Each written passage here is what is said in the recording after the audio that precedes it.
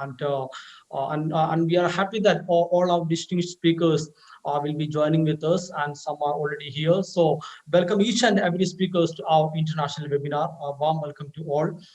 Then I would like to extend a warm welcome to the team, Flame University, Maharashtra, and GRFDT, New Delhi, actually, who generously helped us to make this event come together to become a success. In the sense, no, actually, they have these two institutions have been very much part of this international webinar, and we were working actually as a team for the last 2-3 months. And so I welcome the team and thank the team, Flame University and GRFTT New Delhi, to this event. And I especially welcome and thanks my dear friends, Dr. Divya Balan of Flame University, Dr. Smita Tiwari of GRFTT, Dr. Sadananda Sahu from IGNO, then Dr. Rakesh Ranjan from TIS, Dr. Firoz and Abhishek. They are part of this GRFTT, and because we could not have done it without your help. So welcome you all to this event, and thanks for your this kind help, and for collaborating with Mahatma Gandhi University to have this wonderful event.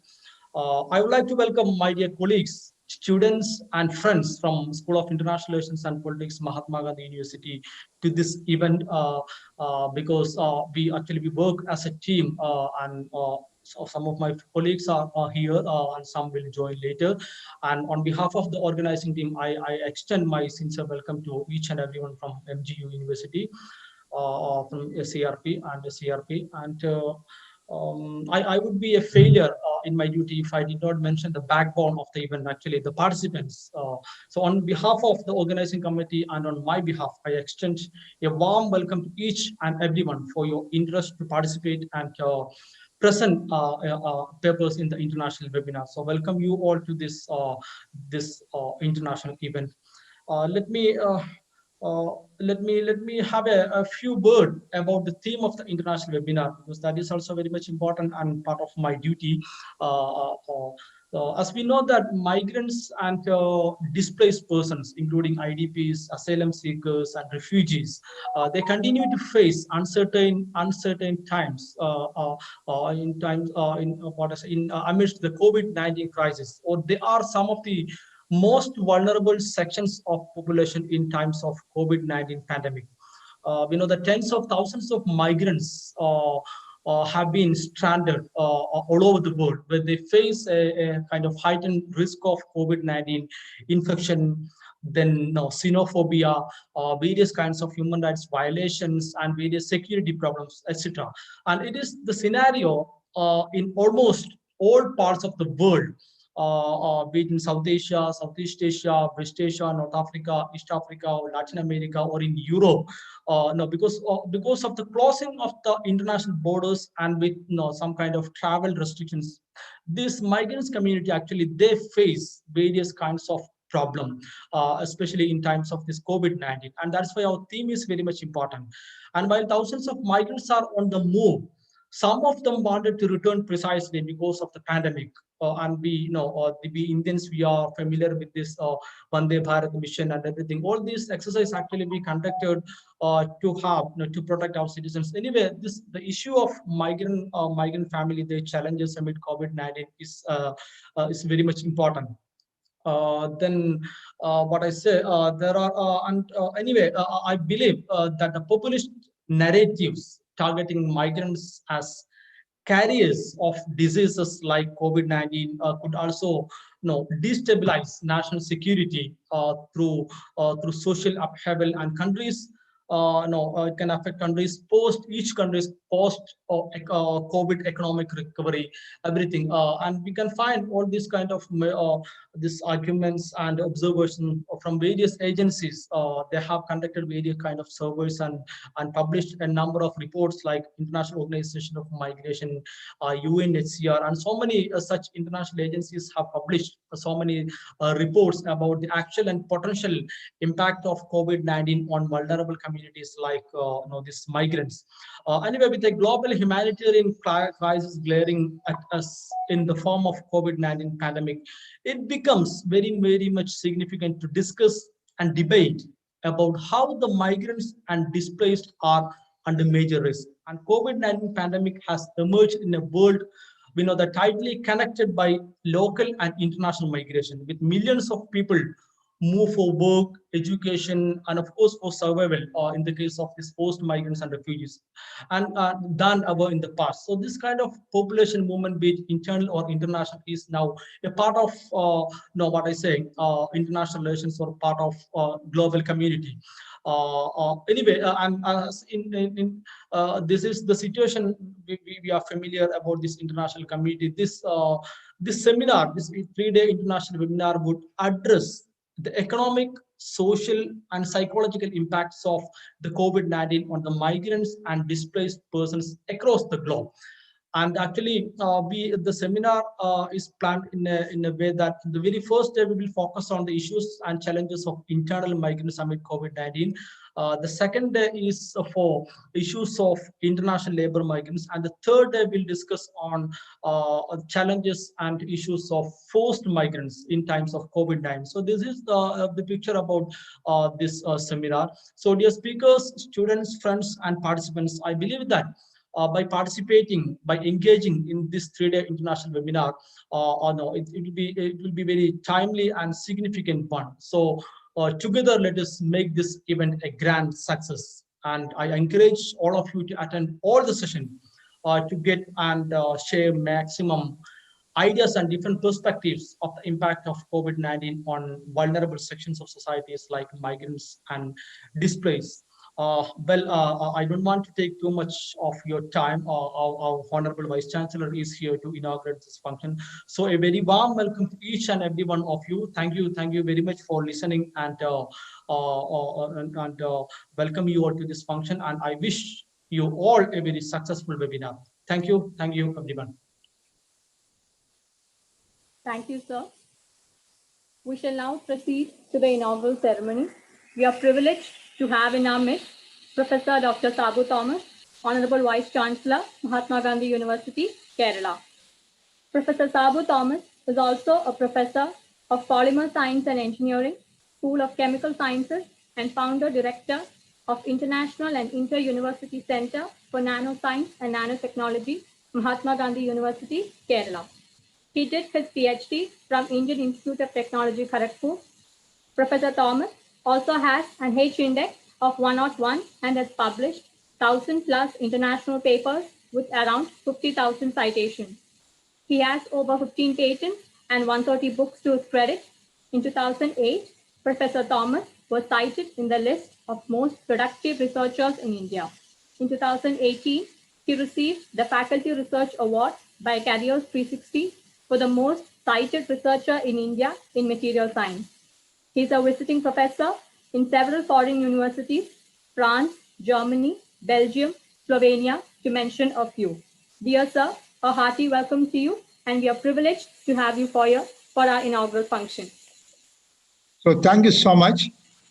Very good morning to all of you.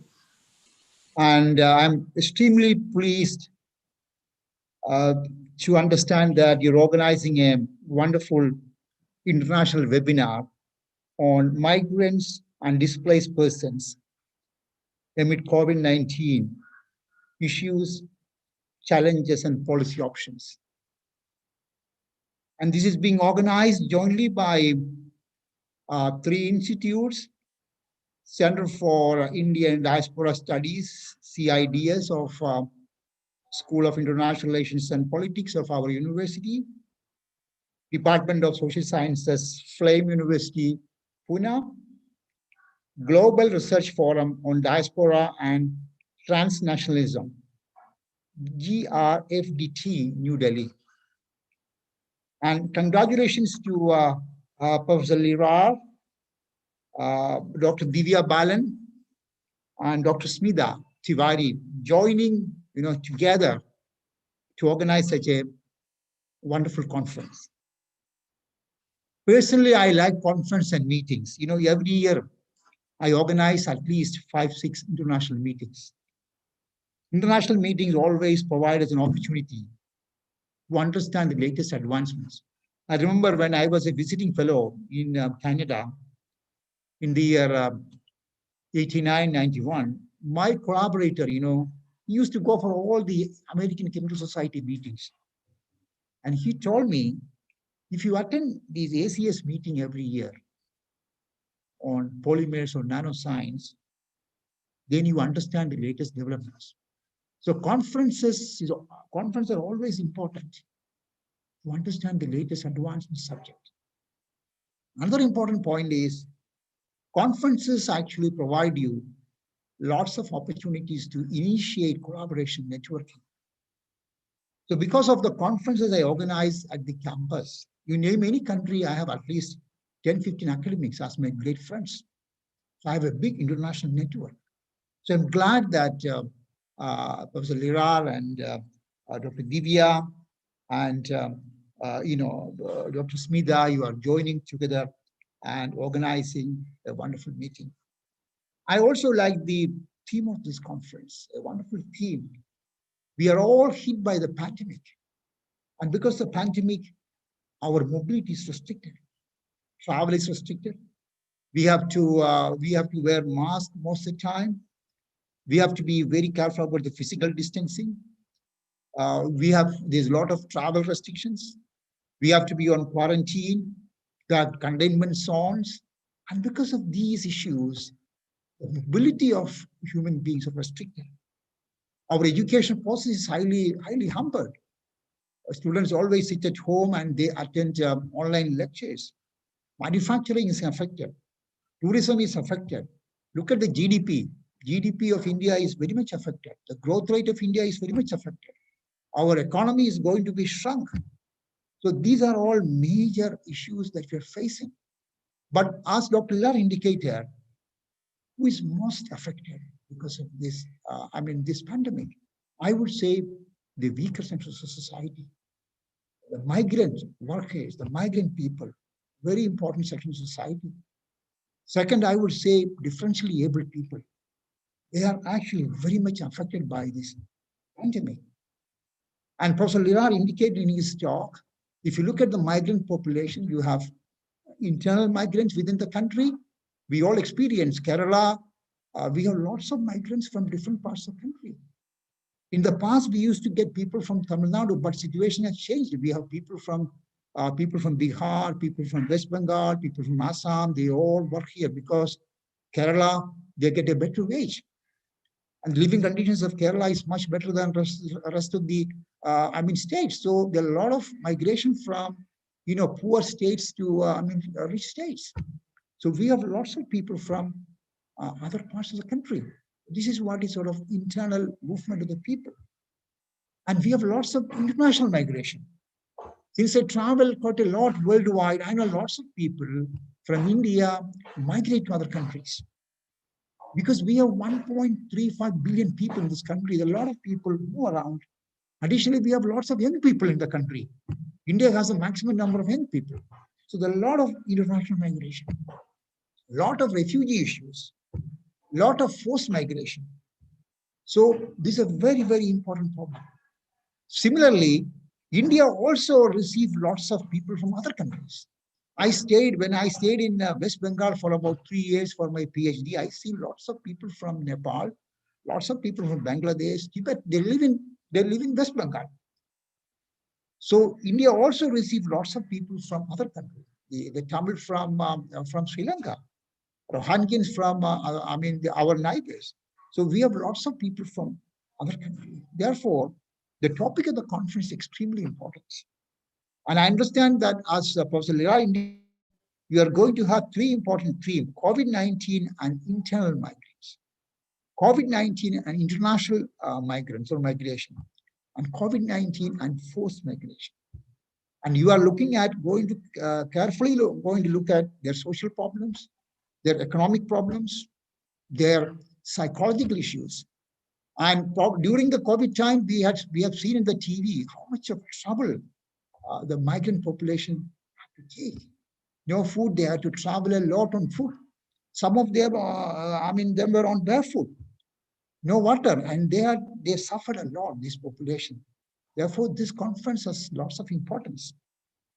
And I strongly feel that The deliberations of this conference will be extremely important for the policymakers, extremely important for the civil society, extremely important for the academics. So I request Lira, after the conference, you must come out as a part-time document on migrant issues. Submit a copy to our CM. Submit a copy of this, you report to, Mr. Modi, our Prime Minister, and let the policy makers know the important issues of migrant people. So I'm glad that you're organizing such a wonderful conference, and there should be lots of discussion in the conference. Lots of brainstorming discussion meeting. So with this few words of remarks, I declare that the international webinar on migrants and displaced persons amid COVID-19 issues, challenges, and policy options has been inaugurated. And I wish you all success and all the best. Thank you so much. Thank you, sir. You have to excuse me. I have another conference. I have to give a talk. So otherwise, I would have attended some of the lectures. So you all have to excuse me because I have to deliver a talk for the Mangalore University. There's an international meeting on nano. So I am leaving. I wish you all the best. If possible, I will come in between. Thank you. Thank you so much, sir. Thank you so much, sir. Thank you. Thank you. As we come to the close of the inaugural session, I deem it an honor to propose a vote of thanks. On behalf of the organizers, I would like to extend our heartfelt gratitude to Professor Dr. Sabu Thomas, Vice Chancellor, Mahatma Gandhi University, Kerala, for having taken time out of his busy schedule to inaugurate this webinar. With his enlightening words and valuable presence, he has once again proved to be an inspiration to the academic community. The entire team is humbled by his support towards this endeavor. Thank you, sir. I would also like to thank the distinguished faculty members from our partnering institutes. We have with us Professor KMCP, former Professor, School of International Relations and Politics, and the Director of Inter-University Center for Social Sciences Research and Extension, Mahatma Gandhi University. We also have Dr. Bijulal, Chairman, West Asian Studies, School of International Relations and Politics. We are also pleased to have the presence of faculty from FLAME University, Pune, and GRFDT, New Delhi. Thank you all for gracing the occasion with your presence. I extend gratitude to all our delegates and participants for joining us to support this endeavor. This international webinar is a result of the collaborative effort of three premier institutes: Center for Diaspora Studies, School of International Relations and Politics, Mahatma Gandhi University, Kerala, Department of Social Sciences, FLAME University, Pune, and the Global Research Forum on Diaspora and Transnationalism, New Delhi. Thanking all the faculty and students of our partnering institute for their valuable contributions towards the event. As the world grapples with this crisis, such a timely initiative is bound to provide valuable insights for policymaking, academia, and the civil society. Once again, thanking you all, and together, let us make this event an insightful and fruitful academic exercise. Thank you all.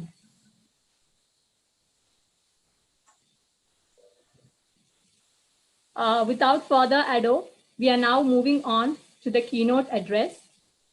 We are honored to have with us Dr. Chinmay Tumbe, Department of Economics, Indian Institute of Management, Ahmedabad, India, to deliver the keynote address for us.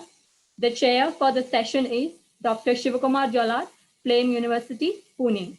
On behalf of the organizing team, I extend a hearty welcome to Dr. Chinmay Tumbe and our chair for the session, Dr. Shivakumar Jalal. I now hand over the proceedings to Dr. Shivakumar. Thank you, Vinny. A very good morning to everyone present today. I thank the distinguished members of the Center for Indian Diaspora Studies, Mahatma Gandhi University, Kottayam, Kerala, and colleagues from FLAME University for organizing this international webinar. So I'm a faculty in public policy at FLAME University. So I welcome you all to the keynote session of this webinar. At 8 p.m. on March 24th, India's Prime Minister announced a nationwide lockdown for 21 days. It is considered to be the strictest lockdown in the world and was announced barely 4 hours before it came into effect. It brought the entire country to a halt, shutting its economic engine, leaving millions of informal migrant workers jobless in cities across India. The national lockdown and its extension unfolded one of the largest humanitarian crises due to internal displacement since independence. It turned millions of migrants into internal refugees. Ban on travel within and across the states, lack of work, and lack of financial resources for food and rent caused immense anxiety and psychological distress among the migrant workers. In desperation, they fled the city by foot, by cycle, by truck, and later by Shramik Trains. The migrants who tried to reach back home were stranded across the city, district, and state borders. The crisis caused distress deaths due to hunger, disease, and suicide. It also exposed the urban neglect of migrants by the policymakers. The migrant workers are largely excluded from the public distribution systems. They face access barriers in availing public health services and have limited or virtually no access to social security.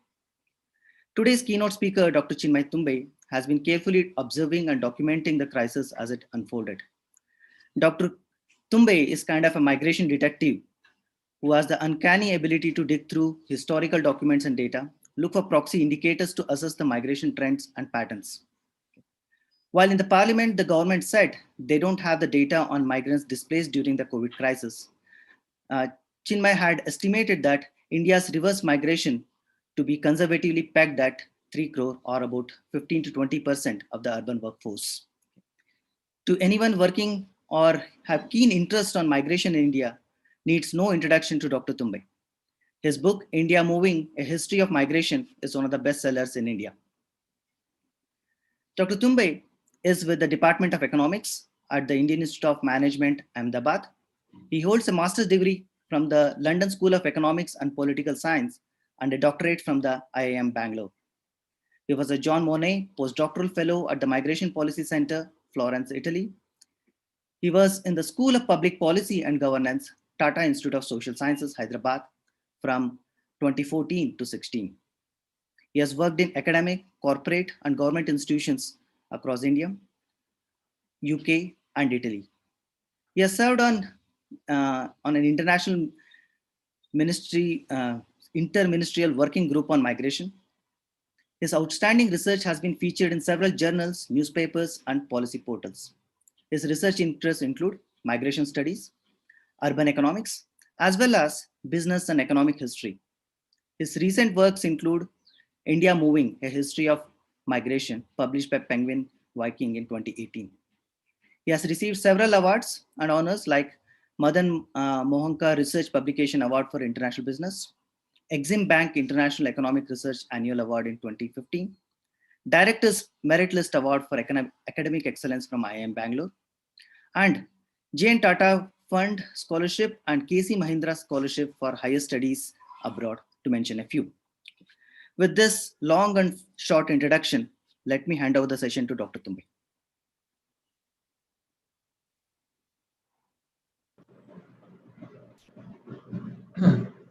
Hi, thank you for this very kind invitation and of what looks like a very interesting program. I was just having a look at the details. This year, India had two crises. We had a COVID crisis, but unlike many other countries of the world which had only a COVID crisis and the accompanying economic crisis, unfortunately, what India also saw, in shocking visuals in the months of from March to May, was a full-blown migration crisis, which was fairly unprecedented. So what I'm going to do today is talk a little bit about the crisis, talk a little bit about the numbers, about why it happened, about why it should not have happened, and what other things, what learning do we take from this going forward if there are events like this in the future, and more broadly, what sort of policy opportunities does India now have to engage with migrant workers, given that what the crisis has done is bring a lot about visibility to the particular crisis of internal migrants and also international migrants, many of whom were stranded after the pandemic. Now, the first point I want to start off with is that, of course, you know, I'm just going to have a presentation. Yeah. That migration and pandemics are not new to India. Now, this might be, contrary to what many of you think, that this is the first time it has happened, and clearly nobody knew how to deal with it. But actually, no. As my recent research shows, India was once upon a time, not too far ago, about 2 generations back, right? So we're talking about a period from roughly the period leading up to 1920, where India was literally ravaged by pandemics, literally every year. And so the pandemics of cholera, the pandemics of plague, the pandemics of influenza wiped out millions, tens of millions of Indians consistently in the last decades of the 19th century and the first 2 decades of the 20th century. And it's only after 1920 really India's death rate starts to fall. And so I'm going to start by just talking a little bit about what are the migration concerns of those times, and also point out tremendous learnings from those particular incidents combined with what we learn today in order to give a broader understanding of what can be done for migrant workers in India. So I'm going to start with this particular image, which is on the plague pandemic in India, which hit India, which first came to India, in Bombay in 1896, 97. But really, the plague pandemic stayed on. Not many people know that the plague pandemic stayed on for many decades actually in India, and it hit Bombay city very less compared. It hit Punjab, it hit Bombay Presidency, it hit the UP Presidency, the United Provinces a lot. But this is a scene very familiar with some of the scenes that we saw earlier this year, where people were desperate to go back home. And this is a illustration of a scene in Mumbai, then Bombay city. And it kind of, this is in February 1897. And just to tell you what happened back then, about 500,000 people, 400,000 people then, about half the city of Bombay back then left, right? And so they went back home. But critically, of course, they went back home via the trains. And what's interesting to me is that the British, who were ruling then, had this very interesting choice to make, what the Indian government also had to make this year. And that is, should we shut down the railways or not, right? And this is a big policy decision to make, because obviously if you shut down all transport systems, then people can't move, and then hence you can check the spread of the virus. That is the whole rationale from a public health perspective of a full-scale lockdown. On the other hand, what the British argued back then, of course, they had, they made a lot of mistakes in plague prevention and control, but they also argued that while it is easier to regulate, international migration, this is not what they argued, but this is what I'm saying. It is easier to, handle port traffic. It is very difficult and challenging to handle internal traffic. So I'm going to start by saying that there's a fundamental difference between regulating international migration back then and today, where you have few routes of entry, and so you can actually enforce a proper lockdown, right? Vis-a-vis internal migration, where basically there are just thousands and thousands of entry and exit points, where if a person is determined to go back home, that person will do it. If there's no railways, the person will walk back, right? And so that's the starting point, that there's a big difference when it comes to a lockdown with respect to internal migration and international migration in India. And so what the British then argued back then in 1897 was that even if we try and shut down the railways, people will just walk home. Why? Because there's a lot of insecurity when incomes dry up, because there's this huge circulating migrant workforce, as we saw today, even back then. And so what the British did was actually to start special trains. And note, this is very similar to what India eventually did in the month of May, 2 months after the event. And the British organized special trains to take back the migrant workers back home. Right? And 6 months later, this is an illustration, February 1897, about 6 months later, the migrants came back. And so by the end of the 1897, most of the migrants were back in this. And I'm starting off today's discussion with this to just point out that there have been similar situations in the past where you did not see a full full-blown migration crisis because people went back home, and in that particular event, the plague also did not spread that much because the epidemiology of plague is very different. It depends on rats and so on. Now, there's also another incident in 1911, which was the plague and the pneumonic plague outbreak in Manchuria in China, in northeast China. And there the government actually shut down the railways. And so we have two incidences in history, one where the government actually ran special trains and one where the government shut down the railways. And they shut it down only for the third class and fourth class passengers, which was the bulk of the migrant workers. And just as the British had actually anticipated, what happened in China was that with internal migration, because of the insecurity caused by a health crisis, migrants in China, in northeast China, in January, walked back home because there was no train, and many Chinese people died in the very harsh winter of January 1911. And so two incidences in history which tell us that it's not a great idea to maybe shut down the railways as quickly as the Chinese had done in 1911, and maybe what the British did in 1897 on this particular count. They made a lot of other errors, was not apt. Cut to 2000, of course, 20, and these are the kind of visuals that we saw just a few months ago. What has not changed, since 1897 and 2020 is, of course, the idea of the circular migrant worker, which, as I've pointed out in my research, that these migration patterns that we see in India are not new. They've been going on for more than 100 years. One of what I call as the Great Indian Migration Wave of the semi-permanent, remittance-based, circular migrant worker in India, which is male-dominated typically, of migrants coming to cities, earning money, and going back. And so, just like in 1897 and 20, while the city is the place of economic security and getting jobs, it is really the village or the small town back home which is the source of social security, the security offered by your family in terms of psychological support, and also welfare support that the government is giving, which in 1897, there was very little welfare support given by the government. But today we have a whole system of the PDS and so on. So people are assured of subsidized or often sometimes free, food grains and so on back home. Right? So people in 2020, like in 1897, were caught up. Now here's another similarity. That is, even if hypothetically we had fantastic facilities for migrant workers and so on, I believe the imperative to go back would have still been very strong, because it's a very natural human urge to be with your families during a time of a health crisis in particular.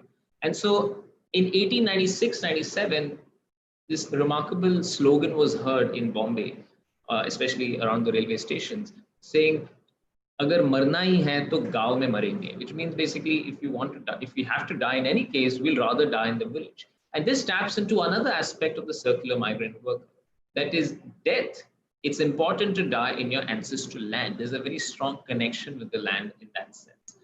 And there are a lot of studies which show that this sentiment was felt in 2020 itself. That is, if the government is saying that there's some pandemic, we have to be careful about it, then obviously if people are being scared of dying, they would rather die back home rather than in the city in relative anonymity. Right? So this is the sort of broad framework within which migrants were making calculations earlier this year.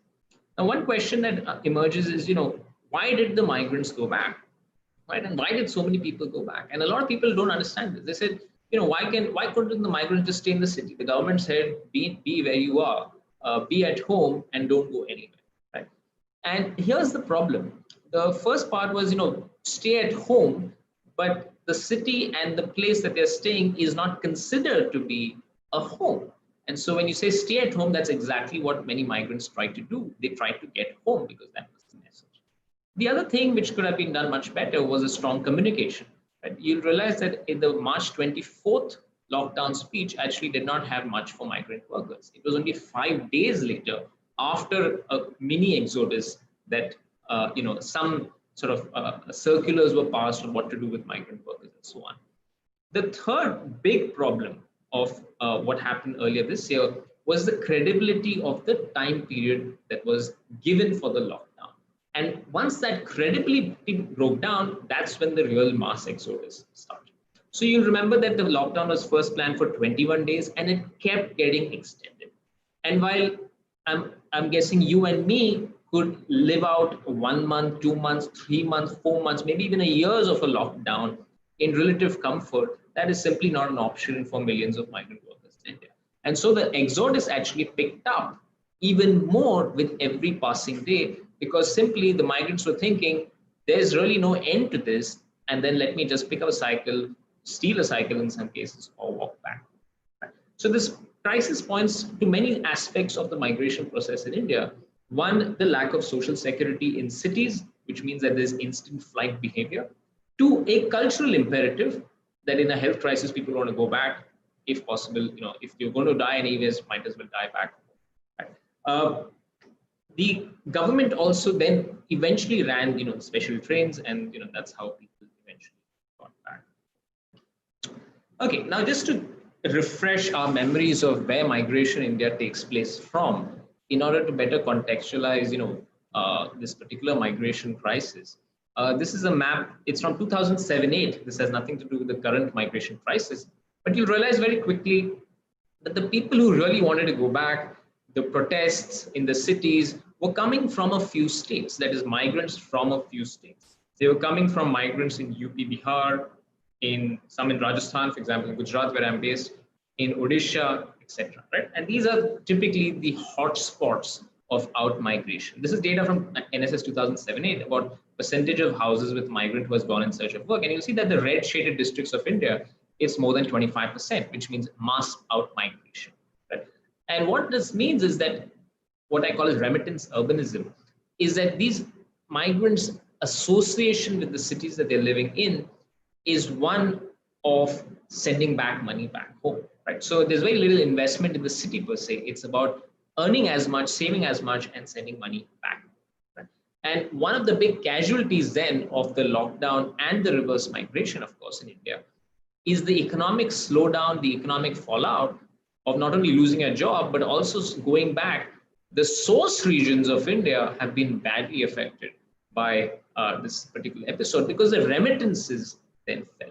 Right? So all the red shaded areas that you're seeing on this map, whether it's the Himalayan economies of Uttarakhand, UP, Bihar, coastal Rajasthan, or even the west coast of India, including Kerala, which sends a lot of people to the Gulf, the remittances have taken a huge hit. Right? And so that's a big economic slowdown. So what I'm trying to say is that while the COVID crisis as of now has been disproportionately urban, if you look at the death distribution, a few cities have most of the COVID deaths.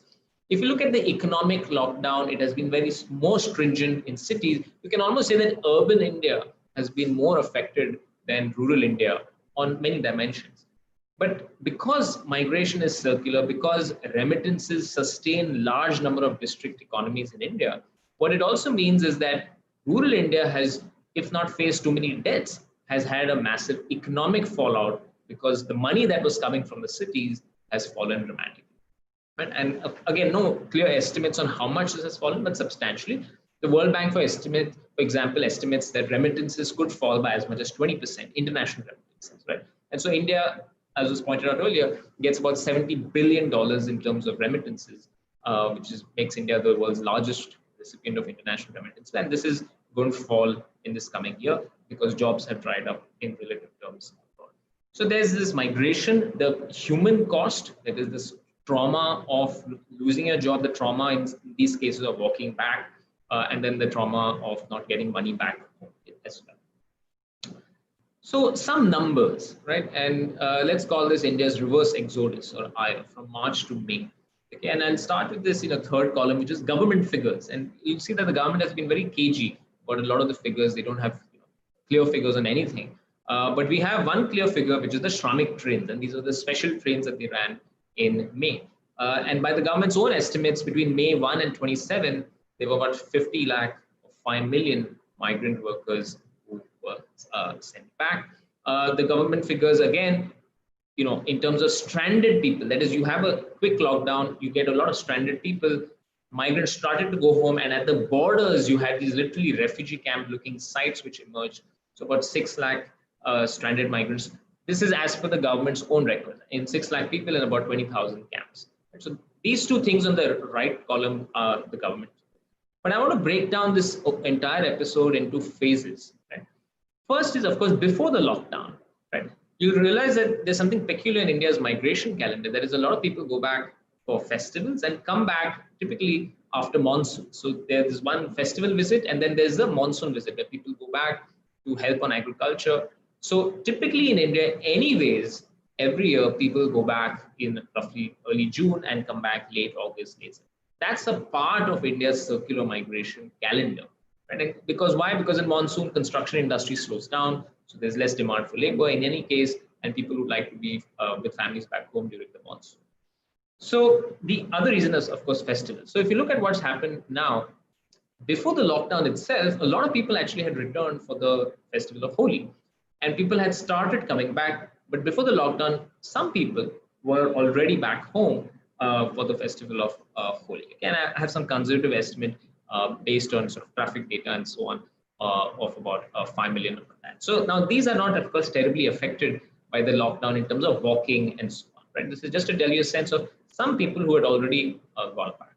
Then you have the lockdown, the intense lockdown phase, which is March 25th. March 24th was the speech to about April 30th.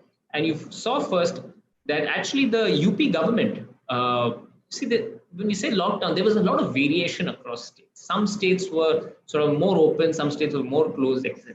Right? And so UP government very quickly realized that those, Delhi bus stations were getting full because of migrants. So the UP government actually arranged for certain buses to come. So even during the lockdown, some buses actually did work for a limited time period. There were bus services in a few selected interstate routes. And of course, there was walking, cycling, hitchhiking. Now, there are journalist accounts of hundreds of people dying. So there's some good threads on that now. But overall, I estimate about 5 million or 50 lakh people who use this, going through just hundreds and hundreds of newspaper reports and having some assumptions. Obviously, a lot of this is educated guesswork in the absence of data, in the absence of government data in particular. But I do think that 5 million is also an underestimate, if anything. So all these numbers that you're seeing are, as I say out here, conservative estimates. And then you have a third phase of the lockdown, which starts really in the month of May, when the Shramik Trains service started, when road transport was again activated in slow measure, and 5 million came by trains. But you'll see a lot of state governments did publish also bus data. And so West Bengal said about half came by trains, half came by buses and so on. Now, obviously, what happens is the Shramik train number captures the long distance migration, because if you are going to go from Mumbai to West Bengal, then obviously you're going to take a train. You're less likely to take a bus, though actually many people also took buses. So the long distance migrants, right, was this, but there's also shorter distance interstate migration, which happened through buses, right? And so that was also a lot. And note then, of course, there was tons of intrastate migration, right, which is actually a much higher number. So these are very conservative estimates. They overemphasize interstate migration. We know in India, intrastate migration is much, much more than interstate. So when you add up intrastate migration as well, those numbers are going to be much more, right? And so even if you take, 20 million, I mean, I've taken the number 30 million, but if you take 20 to 30 million, that comes out to be about 15 to 20% of the urban workforce. Note that most of these guys are going from cities back to villages or smaller towns. So this is a reverse urban to rural migration. There could have been some rural to rural migration, people from farm work also going back. There's also some international reverse migration, but that was in literally tens and hundreds, right? Because the airspace was shut down progressively. Unlike the railways, which were shut down overnight, the railways, the airspace was in India was shut down more progressively. And then eventually, of course, the government of India, had this particular operation to get back stranded migrants in the month of May, just like the Shramik Trains for internal migrants. But before the lockdown, the government of India did actually fly certain planes, I think to Iran and Afghanistan, if I'm not mistaken, to get some people back. So there were some measures taken by the government before the lockdown. And why I'm mentioning this is because this was a particular act which actually irritated internal migrants, saying that these people got some lead time, or the government helped them to come back home, whereas why is the government not helping us to go back home? So this was one of the initial concerns of the migrants in this whole particular saga. Right. Now, just to give you a sense of numbers, and why the reason I say this is because one of the things about migration research in India is that we often lament that there's simply no data. Right? The census 2011 numbers are still not fully released 9 years after it, and for the first time they came, many years after 2016 they really started releasing some data. So we are really flying in the dark on certain aspects. Right? Though the map I showed you, for example, the corridors are very robust because, as I've pointed out in my work, they've been existing for more than 100 years. So it's very unlikely that they will disrupt substantially. So we have some sense of the corridors, but exact state-to-state migration is not known. And that proved to be a huge challenge. So as I say, one of the big issues for state governments in the month of May was, to take a dialogue from this movie Sholay, kitne aadmi the? That is, literally every state government was asking, how many of our people are in your state? And there was simply no clear numbers. And let me, just point out this thing for Gujarat. In census 2011, there were about 1.1 million interstate migrants for work registered in the census. Right now, this is an underestimate, we know. If you just project that, if you use the same growth rates as what was happening in the past, you will get basically a 2020 projection of 1.9 million interstate migrants for work. Right? And so this was a ballpark number of how many people would have been stranded in Gujarat in 2020. Now, it turns out that the Gujarat government actually did a survey in these lockdown months to find out how many people were interested to go back home. And that number was 2.1 million. Right? But obviously not everyone took the survey. Right? It turns out, of course, that about 3 million people left the state. And we can know that number because we know what some states have reported about how many people came back from Gujarat. Right? And so these are big differences. There's a difference of almost 1 million then in terms of what, or just to give you a sense, 2 million and 3 million, that's a huge difference in percentage terms, in terms of what we thought were the number of interstate migrant workers in Gujarat vis-a-vis how many actually exist. Okay? And Gujarat accounts for about 10% of all interstate migrant workers. Now that's another way to think of it. Right? So if Gujarat is sending back 3 million or 30 lakh people, and that's 10% of all interstate migrant workers in India, there's a good chance that the overall number of 30 million has some merit in it. Right? So that's another sort of an alternate way to get to this number of 30 million.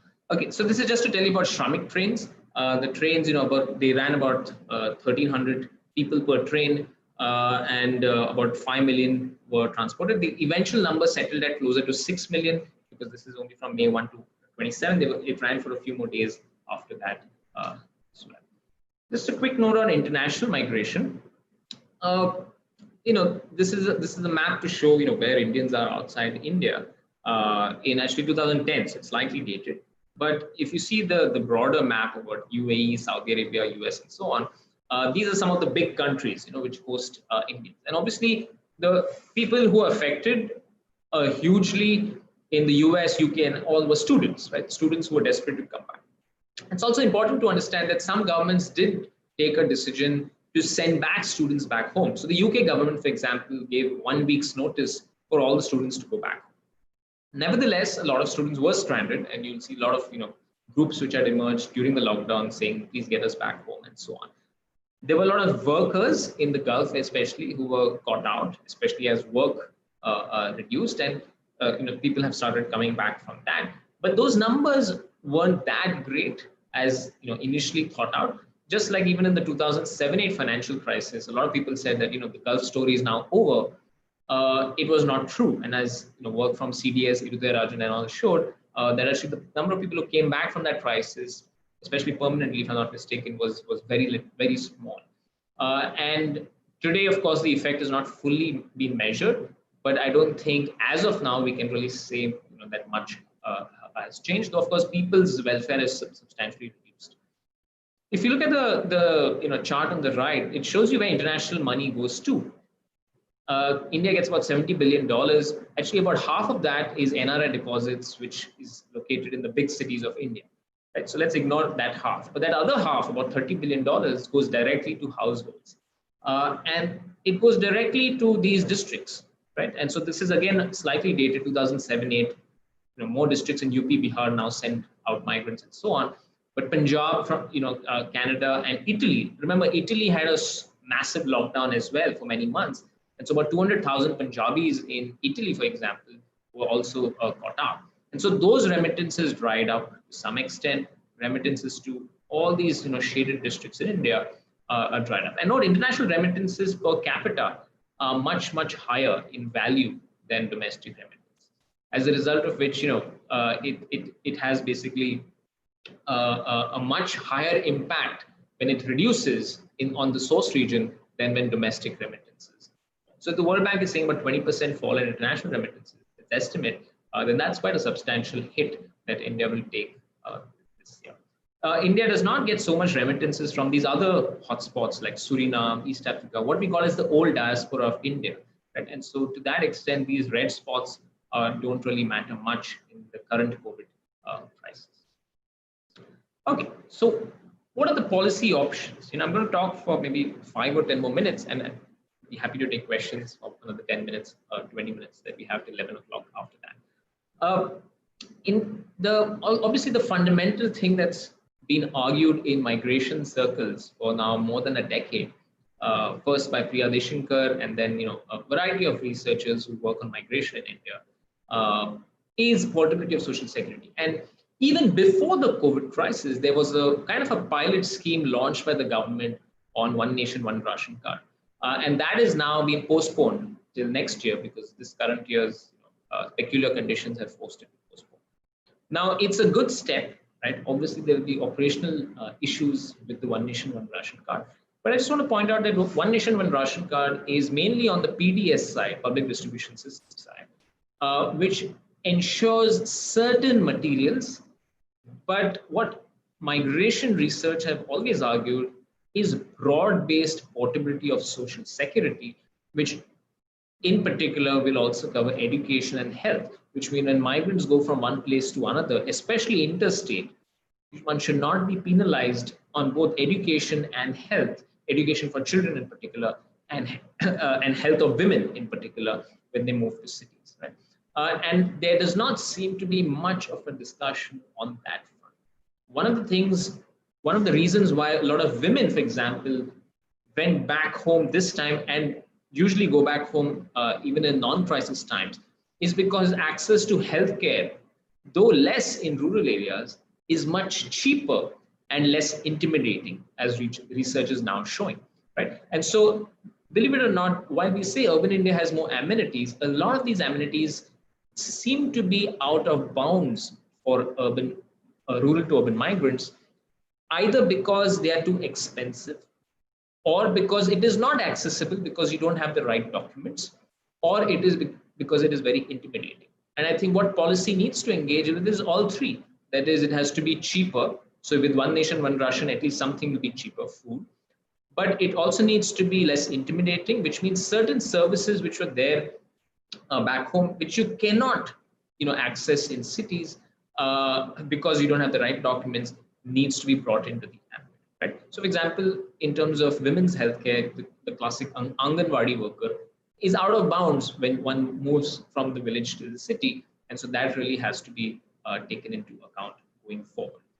Now, with more portability of social security, suppose we reach this ideal of complete portable social security next year or next year. It's not going to happen, but let's assume it does. Would that still have reduced instant flight during a pandemic like this with an immediate lockdown? I believe only very partial. I believe that this culture of going back during a particular crisis is very strong in circular migration streams, which means that even if everything is thrown at the migrants during the crisis, remember, even in April and May, all these camps were providing free food, free shelter, etc. But still the migrants wanted to go back. And that's the fundamental part about human nature, about trying to be with family during a time of crisis. So that brings me to a larger point, that is, what is the learning from this crisis?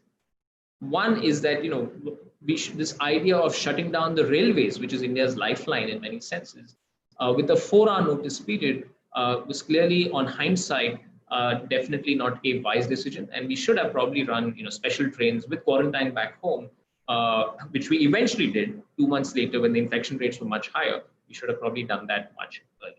I note that a lot of us who've been working on migration were writing about this in real time. So this is not for us post facto reasoning. We were arguing this, when this all happened in March, and you can look at my website where there's a list of all the articles I've written on this particular subject.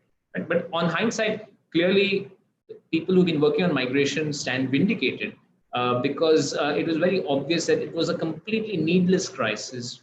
At a time of a health crisis, you want to focus on the health crisis, whereas for about 2 months, we were unnecessarily focusing on a twin crisis, that is a health and a migration crisis. What the crisis has also brought about is a lot of focus on housing. One of the reasons migrants left was because the landlords evicted them. Right? And landlords and landladies basically said that, okay, if you can't pay the rent, sorry, you can't stay, which is very harsh, especially during a pandemic. Right? Now, this brings to a larger point about how do migrants live in India. And what, one of the things, the visuals, the numerous studies over the past decades have shown is that housing quality for migrants, internal migrants in particular in India, is quite bad. One of the reasons it's bad is because there's simply not enough of it. There's a massive shortage in low-income housing in India. One of the reasons that is happening is because much of the supply of low-income housing in India comes from this idea of home ownership. Whereas the bulk of migration for work in India is circular in nature, and the bulk of the demand for migrant housing in India is rental housing, not ownership accommodation.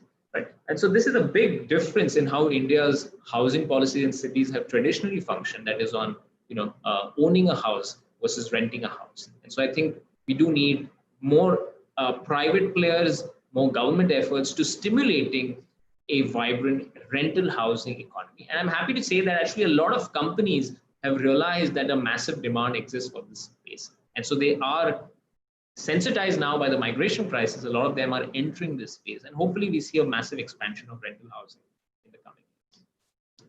Another aspect of this particular crisis was what this crisis threw up was this important role of the contractor.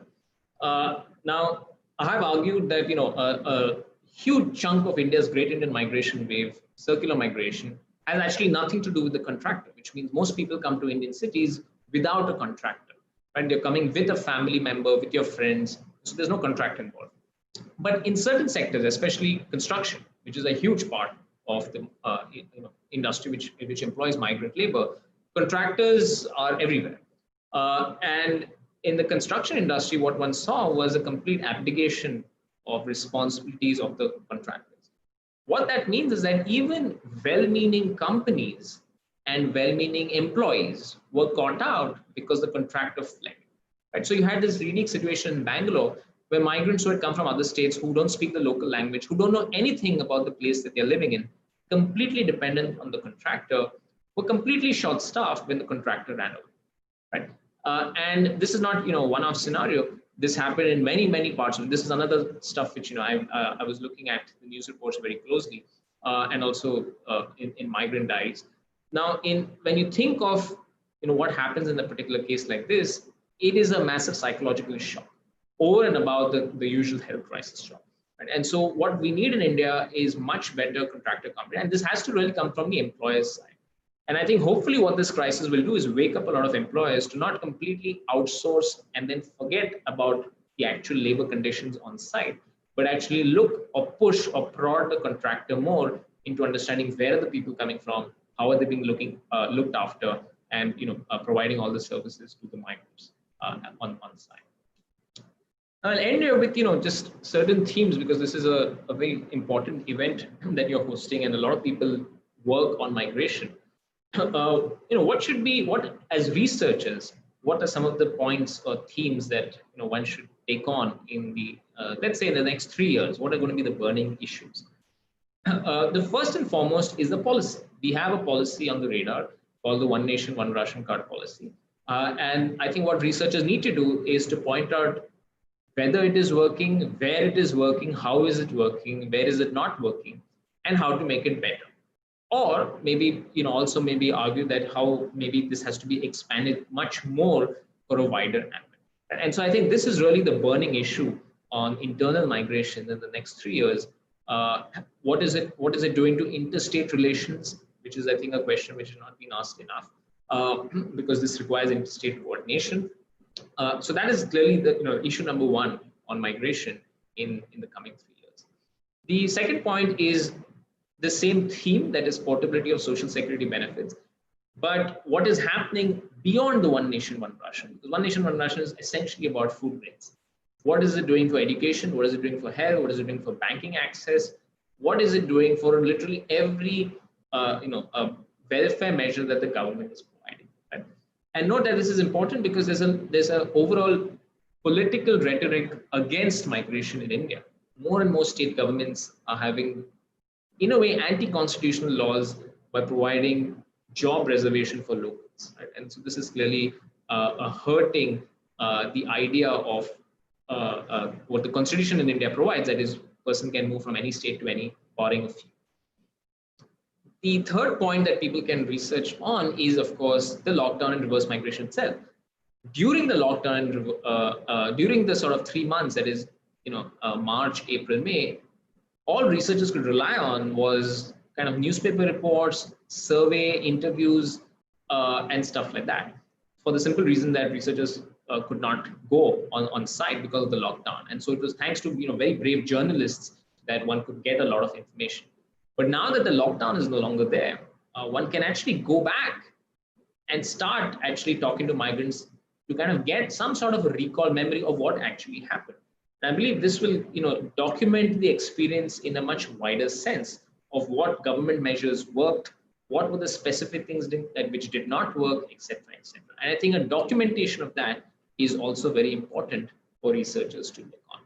Finally, on international migration, this is a larger context even without the COVID crisis, that there seems to be a phase of some sort of deglobalization which is on, if you look at standard measures. And so more and more countries are becoming protectionist. And then you have this massive economic crisis, a global economic crisis, and this COVID crisis. And what's going to make Indians do is to recalculate strategies while going abroad, which means new destinations and new corridors are likely to emerge, not just, by the way, in international migration, but also in internal migration corridors. And so understanding how migrants are recalibrating location choices and why are they going to certain new places is, I believe, an important part of the migration situation in the coming decades. All right, so I'll end here because maybe we'll have some time for a discussion.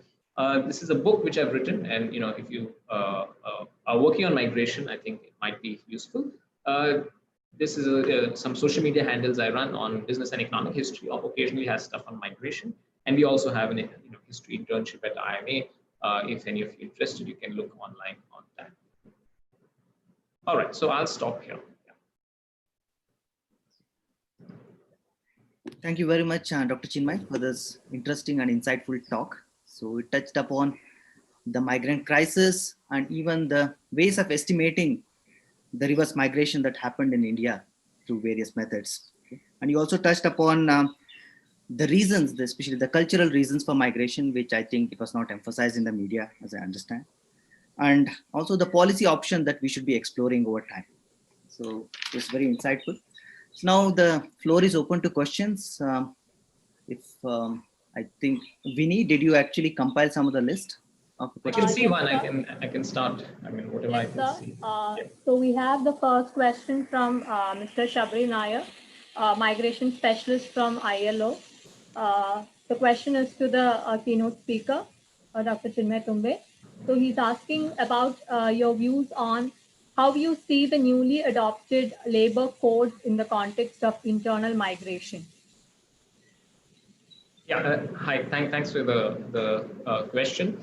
I mean, on paper, at least, there's very little to make a distinction between migrants and non-migrants in the labor code. So, I mean, whatever one has to say about, labor welfare for migrants, it is almost equally applicable to non-migrants. So if you take a view that this is a good step to streamline streamline labor laws, make it easier for firms to hire and fire workers, in that context, it's I don't think we should make a distinction between migrants and it's not that the burden of this is going to fall disproportionately on migrants and non-migrants. That is my understanding. If you take the view that this is a set of really bad laws in which labor is substantially weakened vis-a-vis capital, again, I don't think there's a distinction. There's a very stark distinction to be made between migrants and non-migrants. And note that a lot of people who work in manufacturing clusters in India are not necessarily migrants. They're locals as well. And so the burden of these new laws will also fall on them. So to that extent, my sense of the labor code is that it's more it doesn't really have any special things on migrant. Now, the few things that it does talk about, for example, social security for unorganized sector, I think it is a bit not deliberately, but I think it is a bit vague as of now. So one will really have to see what is on the cards out there, because historically it's not really worked too well.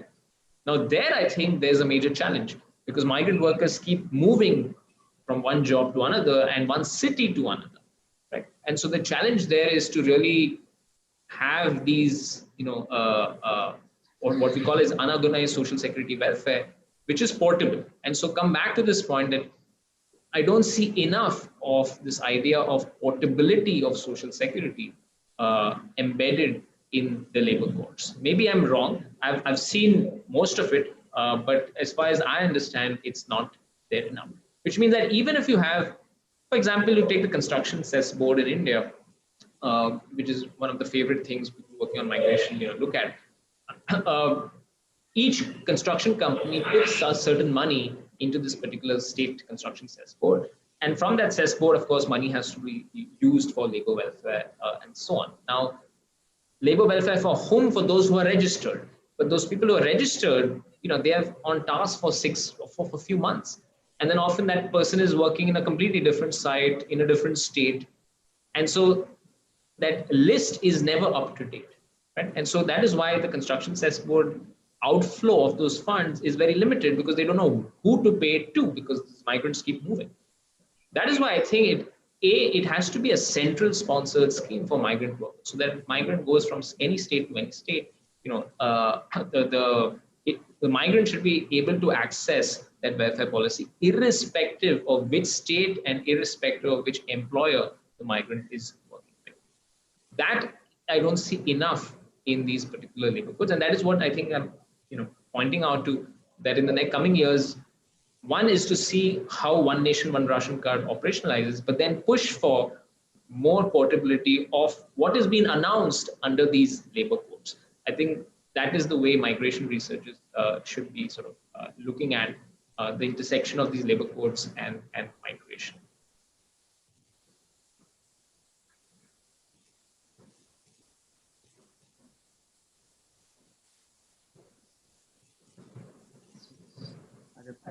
So there is a question by Biju Lal, so which talks about, do you feel the top especially need sensitization on human rights of migrant workers so as to have an inclusive human rights regime? It's a very broad question.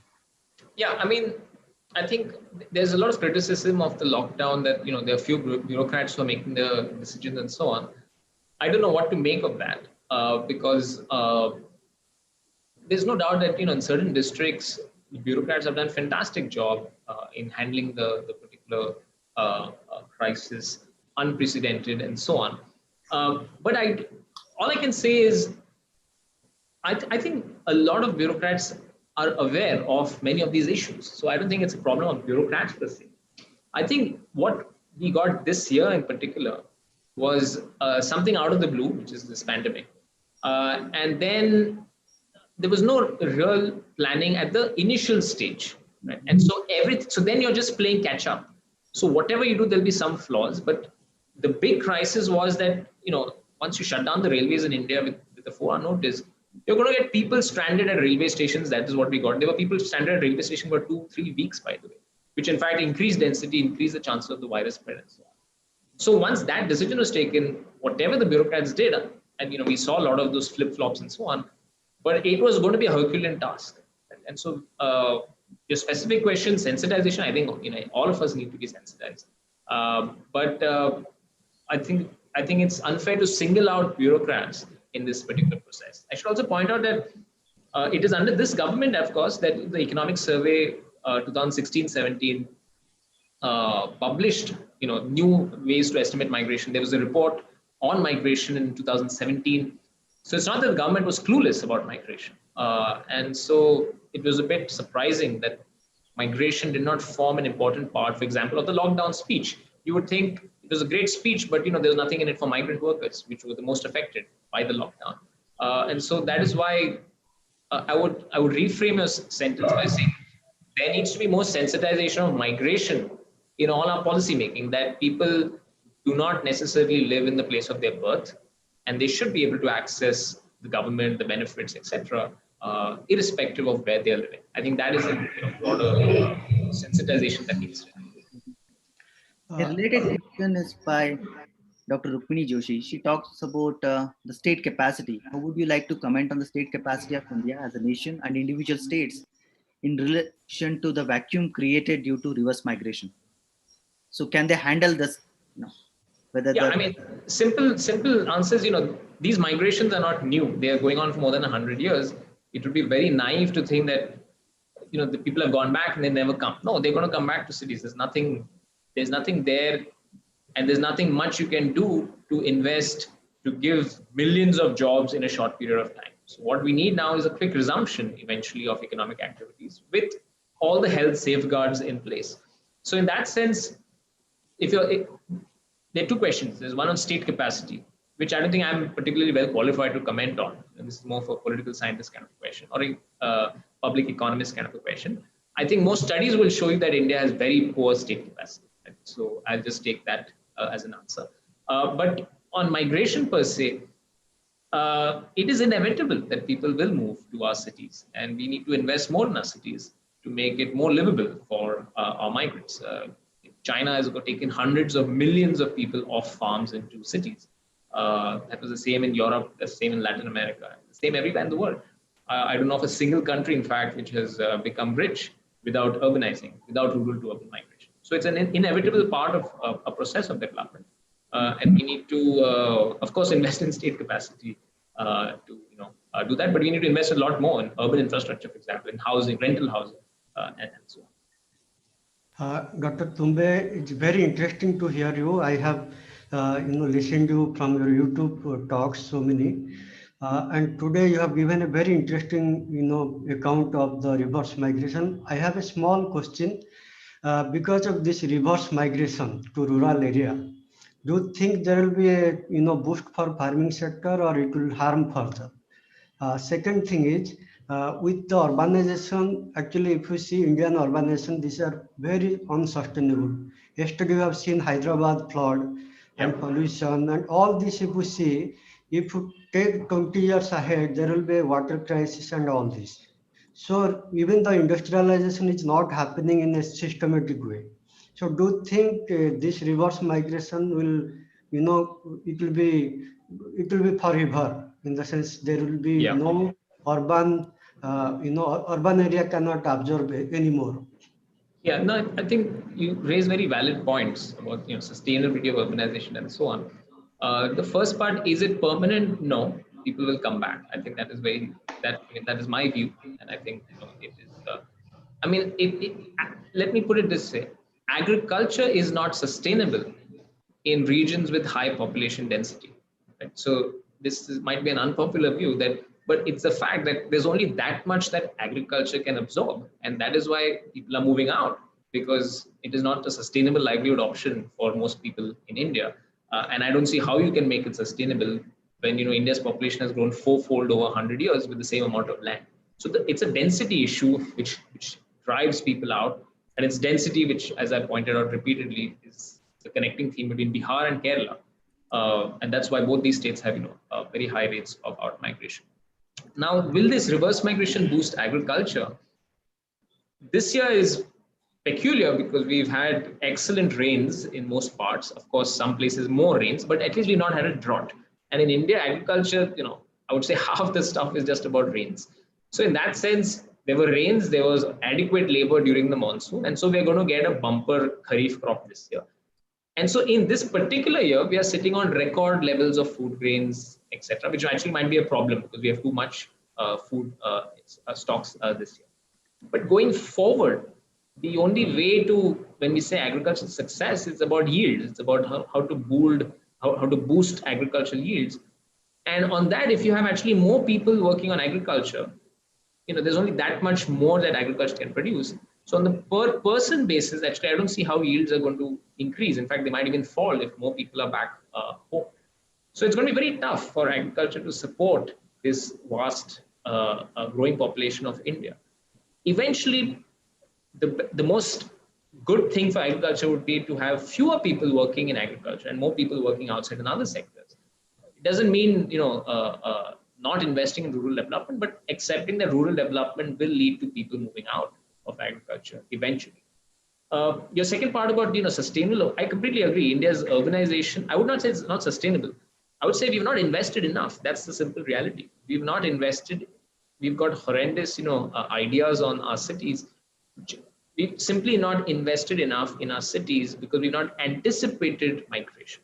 I think that's the big mistake. So you would not have seen these repeated floods, etc. I don't think it's a problem of cities not being able to host populations. I mean, look at Japan. I mean, Japan has all these cities. You have Tokyo, which is 20 million, something like 40 million people, and the way forward. For example, you mentioned about water. Now, all this rain that fell, right? If every building in Hyderabad had rainwater harvesting, it had good facilities, you would not have a water problem in Hyderabad for many years. But I've lived in Hyderabad, I can tell you. It's a real mess. I lived in a building in Hyderabad, which was supposed to have rainwater harvesting, but it did not have in functional. It was used by the building just to show on paper that it had rainwater harvesting. No, so there's a complete breakdown at that level. And our building secretary in Hyderabad would be calling these water tankers literally every day. So that is unsustainable. But if we had if we had that proper system in place, it is quite obvious that with this record rainfall, there would not be a water problem in that building for many years to come.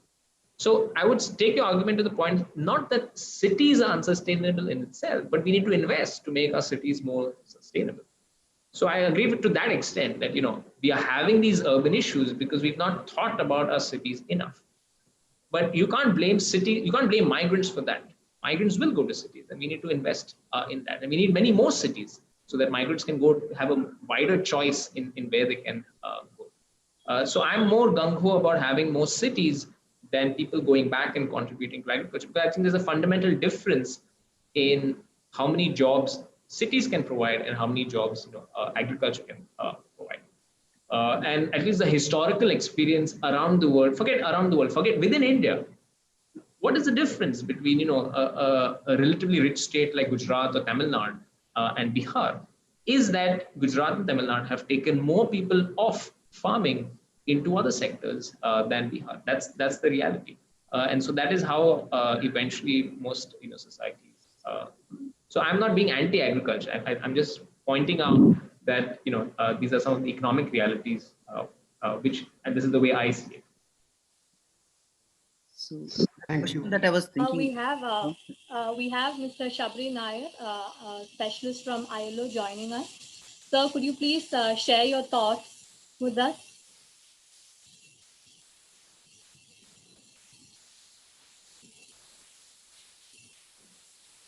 Yes, sir. Yeah, thanks, Vinny. Can you hear me? Yeah. Yes, sir. We can hear you. Yeah, great. Chinmay, such a pleasure. It's good to listen to you. It's the first time I've had the opportunity to actually listen to some of your thoughts. Very refreshing, Chinmay, in so many different ways. Look, I couldn't agree more with you on a lot of things that you've said. I think the last question raised by Sada is very important, particularly in the context of reverse migration. And I hear you on the sustainability aspects and so on. I like what you said. What was it? Agar marna hi hai to gaon mein jaake marenge.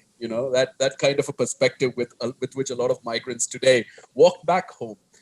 But there is also the other side to it, which is a lot of people saying, look, we want to go back home because that's where we come from. That's the place where our roots are. That's our culture of thinking. And yet people then saying, a particular, I think, a Times of India or an Indian Express article headlining a migrant worker by saying, where the migrant worker said that the place that he was going back to, not to mention the name of the state that he's from, said, "Yahan pe Bhagwan bhi milega, lekin kaam nahi milega." And it's so important for us because a lot of the conversations on internal migration are also driven by rural distress. There's a sense of what is our option? What is that perspective that we have here? And I don't want to take away the fact, the importance of aspirations and hopes that people have.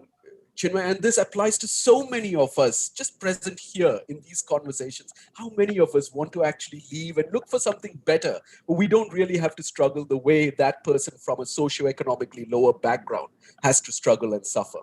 The other element that I also want, and I see that, as I was thinking about it, I see that Upasana Bandari has mentioned about women and migration. And it's so important for us to perhaps reflect on that aspect. If you look at the 2011 census, the data is split between it's overall 455 million migrants as per the 2011 census, out of which over 300 million are women.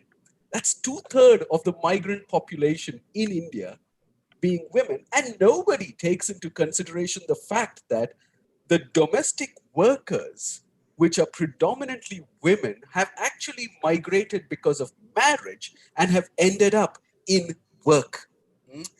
So I think it's so important for us to recognize the fact that we leave out a lot of these women migrants who end up becoming workers in their place of destination. And the point on the labor laws, Chinmay, I'll just finish with that. Thanks so much. Look, the labor laws element, I'm neither one that will say that they're wrong or right. I think it's been, what, 3 weeks since the labor laws have been adopted. The labor codes, the new 4 labor codes have been adopted. It's important to recognize that there will still be a lot of implementation that will be related to the labor codes. It takes into consideration the fact that a lot of these the codes will have to have laws and rules written for them. The states will have to consider how best to implement these codes. We also have some states that are now appealing in different directions to the justice architecture, saying, well, we are not ready to accept these codes the way they are. But specifically, there's one point here which I think is important for the audience as well. It's something that you pointed out to, Chinmay, which is this: the fact that intrastate movement is much bigger than interstate movement. And that is something that the labor codes have missed out on. The labor codes do not take into consideration this intrastate migrant movement. The person who moves from the east of UP to the west of UP and then comes into the NCR region to work. So those kinds of things are missed out. But I must tell you this, because the OSH code is the one that has subsumed the interstate migrant workmen, and I say men because that already shows how gender neutral we were not in 1979. That particular code does take into consideration very important specifics related to migrant workers, including the definition of who are migrant workers, because the Interstate Migrant Workmen Act specifically speaks about those who are employed or recruited by employers or contractors, while on the other hand, now even footloose laborers or people who move for self-employment are also recognized as migrant workers. I'll stop there, but Chinmay, such a pleasure and all the best, and hope to stay in touch. Cheers. We shall take one more question from Mr. Derry Paul, research scholar of Mahatma Gandhi University. His question is about interstate migrant labor. So interstate migrant labor contributes a lion's share of labor workforce. How far the policy shift of Indian states will impact on this sector of the population? Yeah. The question is to the keynote speaker. Yeah. So firstly, on Shabir's 3 points: distress, women migration, intrastate. So clearly, I mean, virtually everyone working in migration, research, I don't think anybody's made the argument that we need more distress migration or anything like that. It's just that the idea that with the historical experience of India in particular is that regions with good agriculture, like coastal Andhra. Coastal Andhra is fantastic agriculture. There's no distress migration or much limited in some sense. But there's migration for aspiration, migration for, farmers wanting their kids to move away from farming, right? And so the broader thing I want to point out is that people do want to get out of backbreaking farm work. I think that's an important part of this wider story. Some have to do it under distress. That's not good. But there's a larger story of people wanting to go out. And if you see the people going back from our cities in, between March, April, May, a lot of them did own land back home. These were not the poorest of the poor. The semi-permanent migrant of India is not necessarily the poorest of the poor.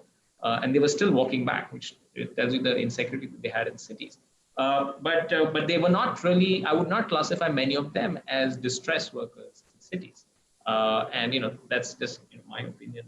And there's, of course, a whole class of people migrating from Vidarbha and so on for distress.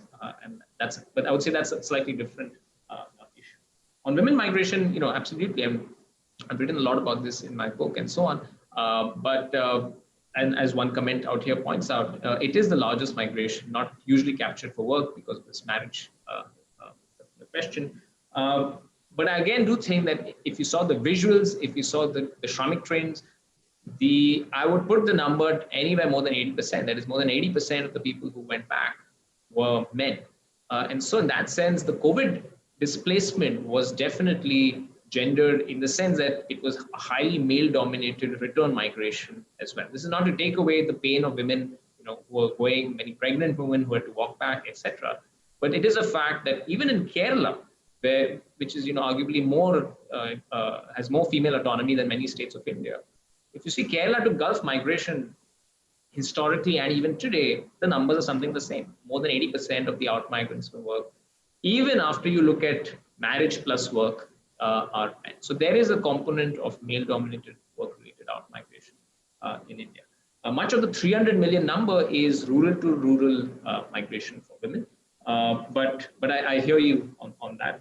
And intrastate, I completely agree that much more could have been done on this. The last question was, what is the new labor code? Broadly, what does this Interstate Workmen Act do? One, it has hardly been used in the sense it has very rarely actually been used in legislative discourse. Two, the bulk of the interstate migrant workers, as I pointed out, are out of the contractor net. They're moving with families, they're moving with friends, social networks. And so in a way, the act does not apply to a huge part of the, the unorganized interstate migrant work. I would say the act is very relevant for farm harvesting operations and construction industry, which are big sectors, of course. But it has never really been used if you see the actual data on court cases and so on.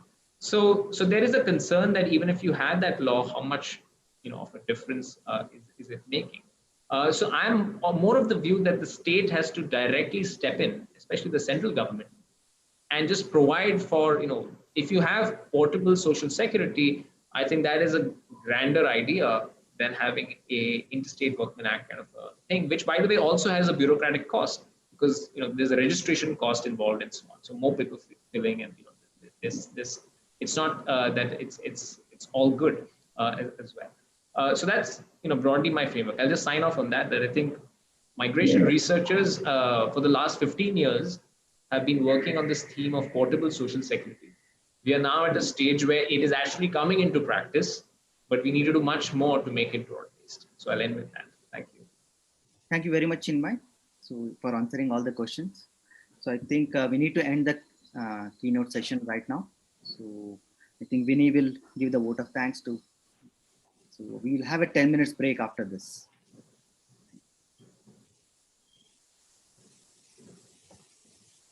Thank you, sir.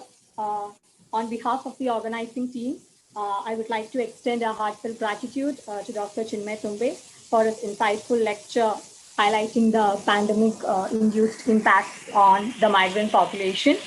I would also like to place on record our gratitude to Dr. Shivkumar Jola for chairing the session. And I also like to thank all the participants for your active participation.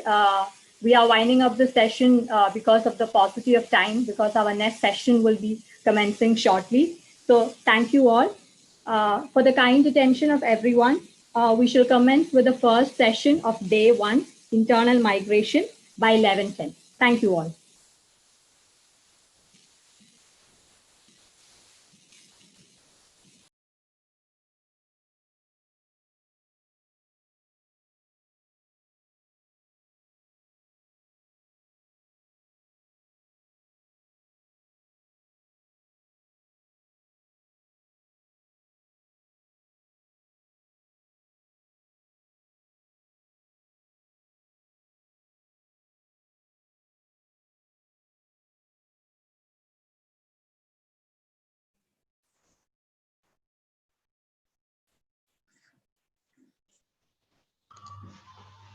Divya, we have 3 minutes. I think we can just, instead of just stopping, we can play that. Video? 2 minutes video. Sure, sir, we can do that. Rakesh is there. Rakesh? Yes. We have that 2 minutes video we can show because we have 2 minutes. Meanwhile, you get ready. 7 minutes, sir. We have 7 minutes. Video is 7 minutes. Okay, then we can do that because that is so informative. We can go ahead. Hello, ma'am. Yeah, Surya. Ma'am, 4 of the participants are already here. Dr. Rukmini, Dr. Shamsir Singh, Matthew Kurian sir, and Ashik Bonofor. Okay. Sahu sir, then what about we starting with the session? It's already 11:10. Okay, and maybe after the session, after the question answer, we'll show the video and end for the first half of the day. Great. Okay. Yeah, Surya, over to you. Good morning to all.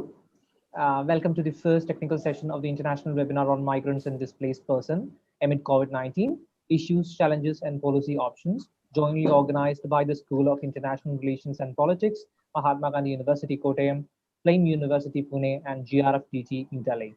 This session is chaired by Dr. Divya Balan, Assistant Professor in FLAME University, Pune. Attendees can type in their questions in the chat box with your name and designation. Now I invite Dr. Divya Balan to chair the session. Ma'am, the session is all yours. Thank you, Surya. Good morning, everyone. Without any delay, let's begin with the first session of the 3-day international webinar on migrants and displaced persons amid COVID-19. It's indeed a pleasure. I remember when we have started working from home and everything. I was supposed to go for 2 conferences during the break time, the summer break, and all of a sudden I got a mail saying that the conference is cancelled because of the pandemic. I was thinking, oh yeah, so now this is going to be maybe a vacation without maybe much of an academic activity that I'm going to do, because that's what I'm kind of, that's how I was kind of conditioned to. Every summer vacation going for conferences or doing whatever personal researches, which usually I used to do, kind of that condition. And I was, I think for the initial first week of the lockdown, it was like a stagnation, and I don't know what to do. And all of a sudden, somehow we kind of recuperate, we kind of, find our ways to have engagements, have fruitful engagements, academic engagements, and otherwise as well with the wider community. And especially looking at certain issues and challenges which we were witnessing at that time and even today. So I think this is an opportunity. Most of the time we don't really say that, whenever we talk about pandemic, we talk about all the bad things, all the negative things that it is brought to the forefront. But I would say, also one positive way to look at it is, and I think a lot of positivity is needed at this point of time for all of us. I think, the one positive way of looking at the situation we have at this point of time is to conduct these sort of conferences online. And this is actually bringing people from all over the world together without much difficulty or much effort. There is a lot of, obviously, a lot of background work and hard work and effort has gone into it. But ultimately, on a fine morning like this, we could listen to scholars from across the world. We could listen to scholars who are doing pioneer work in this area. I think that that's something which is really positive about the current situation and scenario which we are facing right now. In that note, and also we have, like, since morning 9:30 onwards, we were listening to our speakers. They're discussing about the current scenario and how that is affecting the communities. And I would say from this note, we are moving on to our technical sessions, our paper presentation sessions. And as Professor Lirar has mentioned it in the morning session, this particular day is entirely dedicated to focus on the impact of the pandemic on the internal migrants in India. Tomorrow will be on international migration, and the day after, the last day of the conference, will be on refugees. So this particular session, in this session, we have 6 presentations. Each presenter, and let me kind of explain the modalities of this session, how we want to conduct it. Each presenter will be getting 10 minutes to present their main idea and argument of the paper. We have already received your abstract. Some of your papers are already with us. So what we want you to do is identify the main idea and argument of your paper and present it here in 10 minutes time.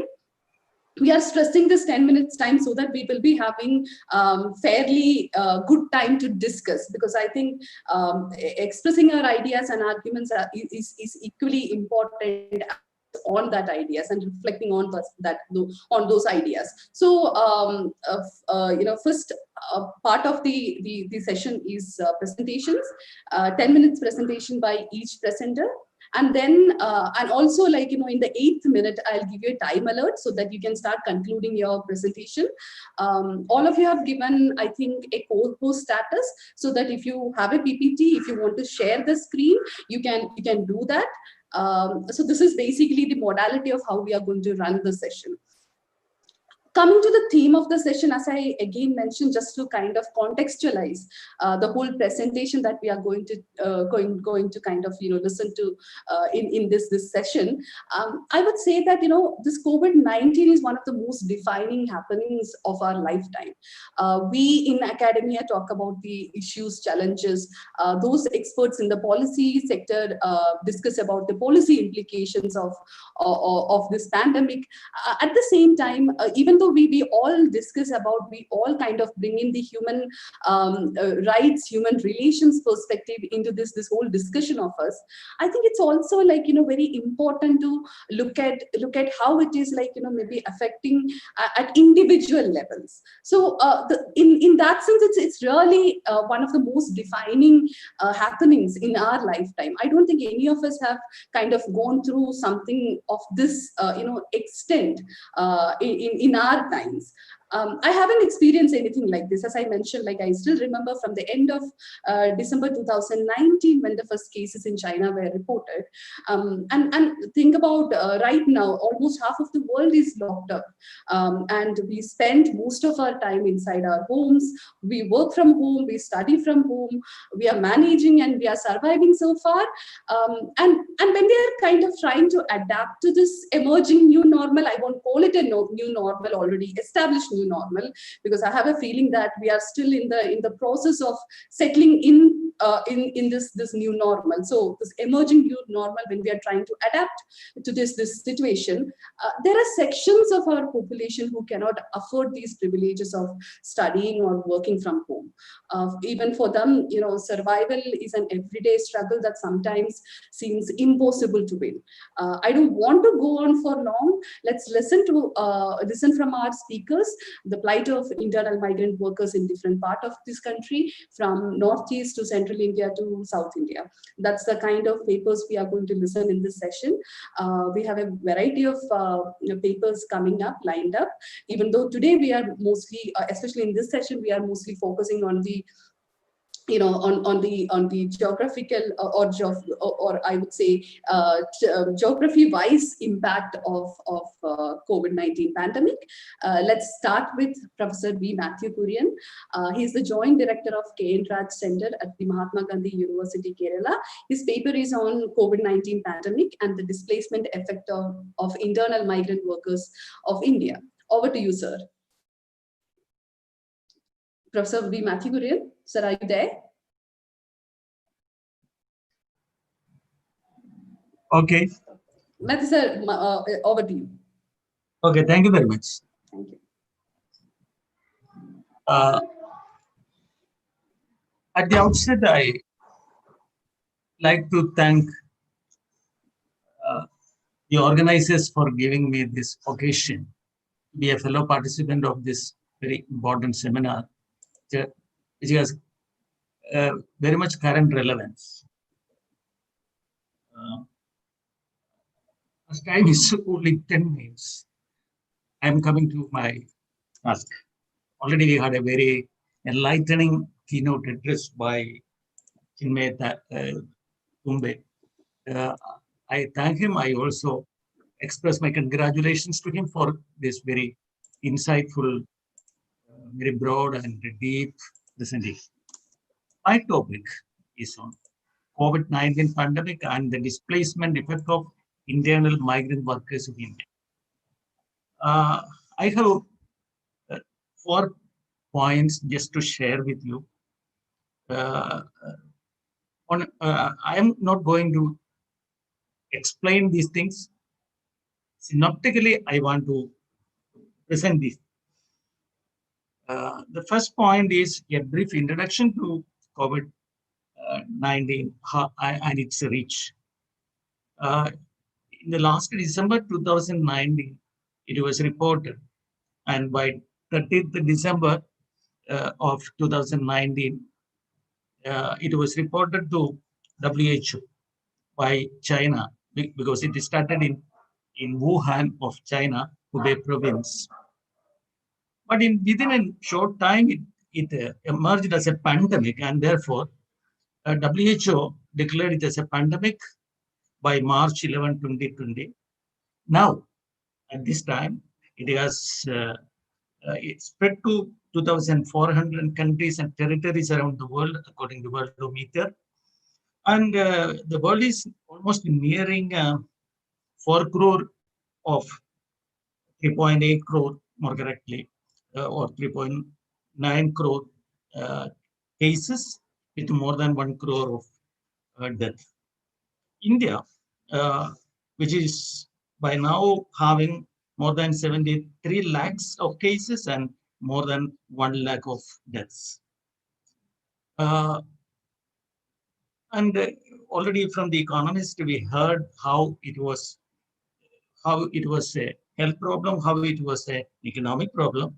And in the Indian economy, according to the recent data, we know that our economy has contracted by around 24%. And in the IMF report, which we got just recently, our economy contracted by more than 10.3%. So this is just an introduction. And from this, this is the impact of this Holocaust within a short span of time. But when we look into the various segments of the population affected by it, we could find that the internal migrant workers are one of the worst hit in this pandemic. So I come to my point. First of all, I want to tell you how significant in the political economy of our country the internal migrants. According to the World Bank, India is having more than 40 million internal migrant workers. They are being affected by this COVID-19. So when we look into the structure of the internal migrant workers, we can find that they are already, we referred to the intra-state as well as the interstate. But one thing we can find, we can be sure is as intrastate is much more much higher than interstate. However, more than 9 million interstate workers are there going from one state to another. I want to why this interstate migration and as well as interstate migration, which has become very important to our economy, because Indian economy is an informal economy. As an informal economy, the major chunk of our labor source is from the informal labor market, and we could find both push and pull factors operating in the economy in recent times, accelerating the tempo of Indian labor migration. And one important, certain things we have already heard, one important factor is the agrarian distress in many parts of India. Therefore, there is a rural-urban migration as well as a north-south migration. We could, because in the northern states of India, because of the agrarian distress, a large number of workers lost their job and they preferred to move to the southern states, which are relatively better off. Now, when we peruse this migration, we can see also not only economic factors, but also social factors. Because in the southern states, particularly in state of Kerala, like the social situation is much more preferable to the oppressed caste groups. But in the northern states, still we find social oppression on the ground of caste. So they will be freed if they move from one place to another. So both economic factors, then when we come to the push factors, we can find that in the southern states, we find relatively better wages, higher wages, and we find so then the government of India initiated the new economic policy, the neoliberal policies. The economy was much more tuned towards corporate forces, and that led to concentration of economic power, and that affected the Indian economy, especially rural economy, labor-oriented economy, and therefore the ordinary working people, because of the depeasantization and such things, they entered into the labor market and they moved to the southern states, and therefore we find a very important movement of. So the Indian economy today is largely a, a migrant, internal migrant workers economy, but because of the COVID, both the receiving states as well as the incoming, those who, the migrant workers who came to these states, they got better wages and they had some savings which they sent to their families in their home states, and therefore both the coming workers and the receiving states also benefited because, for example, in the case of Kerala, a large number of workers, they went abroad as foreign, seeking foreign jobs. So there were win-win gains. But unfortunately, this pandemic has hit us very much. And now I come to the displacement effect of the internal migrant workers due to the pandemic, especially from the perspective of UN guiding principles on internal displacement. Internal displacements, the guiding principles state that internally displaced persons are entitled to enjoy without discrimination the same rights and freedoms under international and domestic as do other persons in their country. Here we find a violation of human rights and violation of the principles of displaced persons. So the displaced persons, already we got an illustration of how they were being treated on March 24, when the Prime Minister declared this lockdown they got only 4 hours. So they were helpless.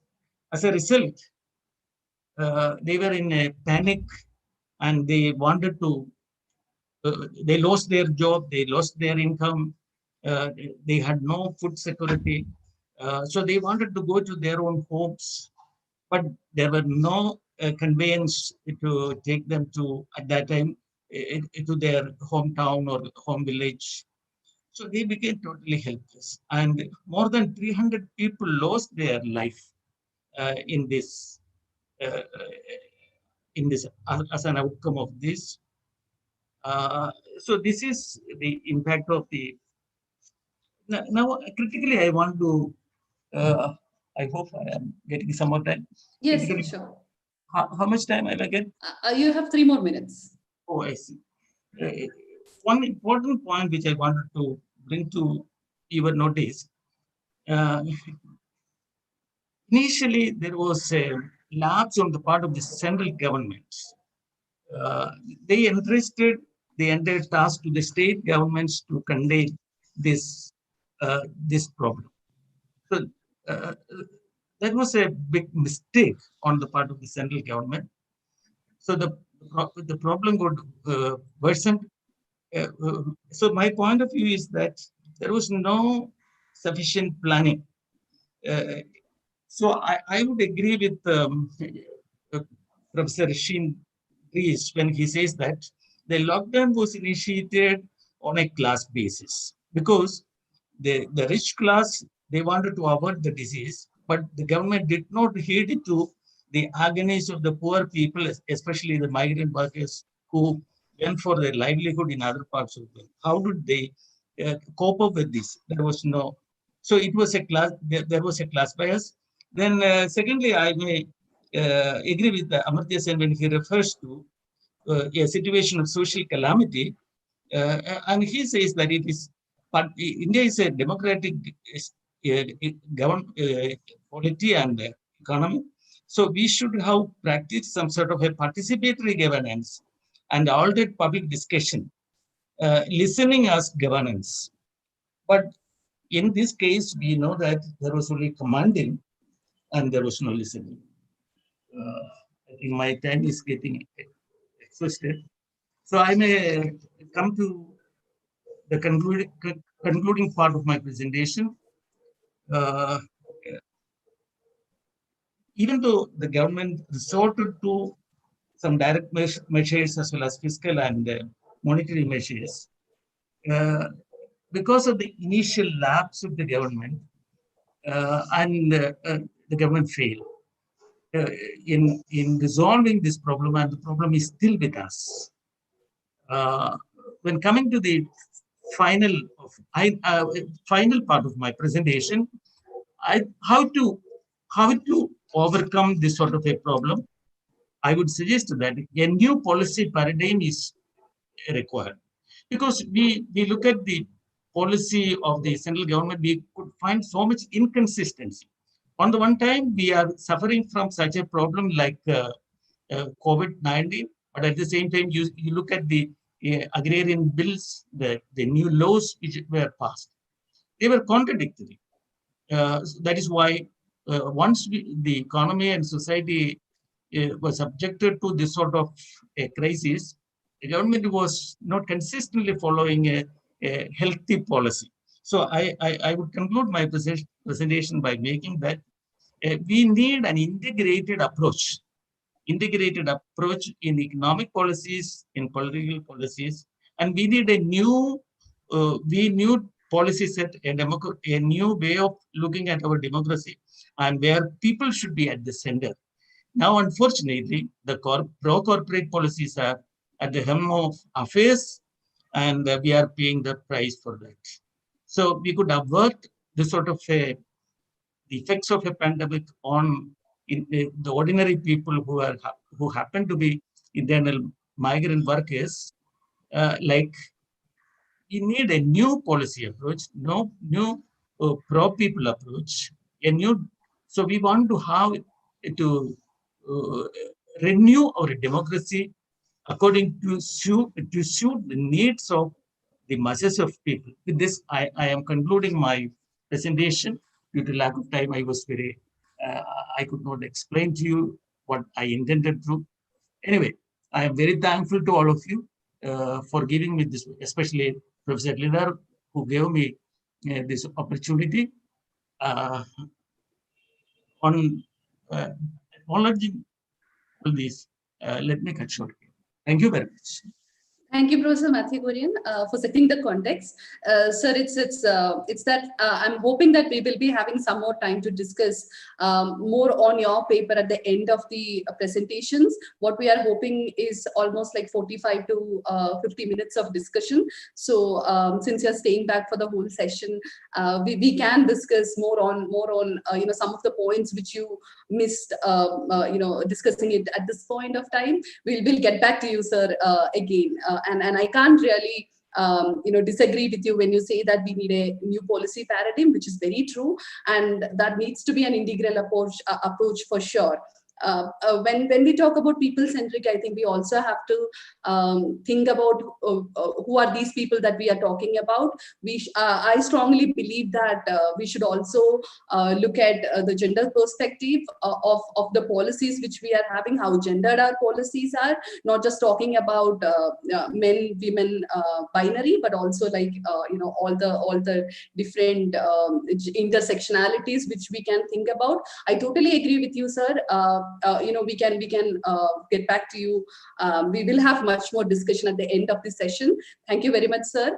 Now we have a co-authored work by Dr. Rukmini, who is Assistant Professor of Political Science, School of Open Learning, Delhi University. And the co-author is Dr. Ravindranath Pathak, Assistant Professor in Computer Science from the SSJ campus, Kumaon University, Uttarakhand. The topic is Unlocking the Locks, Study of Reverse Migration in Uttarakhand during COVID-19. Over to you, Dr. Rukmini. Yeah, thank you, ma'am. First of all, I would like to extend my gratitude towards the organizer for giving me this opportunity to present our joint work, which is written by me and my friend, Mr. Ravind. Just a second, I would like to share my screen.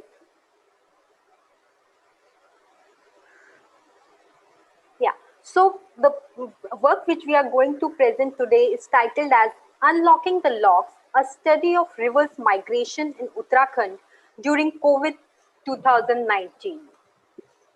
I would like to start with the words of Thomas Hobbes that the end of every man is continued success in obtaining those things which he from time to time desires. To grow and develop, human beings have always moved either voluntarily or forcefully from one place to another in search of protection of life, work, education, health facilities, or other economic opportunities. But the spread of COVID-19 has brought all the aspects of growth of the world to a halt. It seems like somebody has pressed the pause button to the journey of development. This pandemic has shown profound and widespread impacts on migrants, both at global as well as local level. Migrants struck by vulnerability and disorder as their livelihoods declined chose to head back to their hometowns. They expected that back in their hometowns or villages, they would have access to regular meals, agricultural income, or benefits of social security programs while saving on expenses such as house rents, electricity bill, etc. It is interesting to understand the trends of reverse migration during this pandemic in the state of Uttarakhand. Why we are saying so? Because Uttarakhand has always seen this problem of ever-increasing migration from the hill rural areas to plain urban areas has always posed a serious concern for the region. The migration has constantly been so substantial that the economy of the state has been termed as money order economy. There is hardly any family in the villages of Uttarakhand which has not sent any migrant.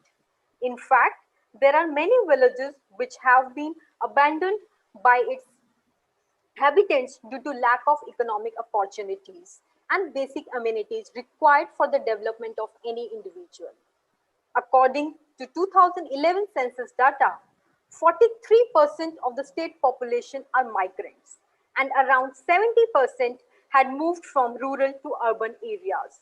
And the reasons for this out-migration from hill districts to the cities are regional backwardness, small landholding sizes, or the underdevelopment and unemployment.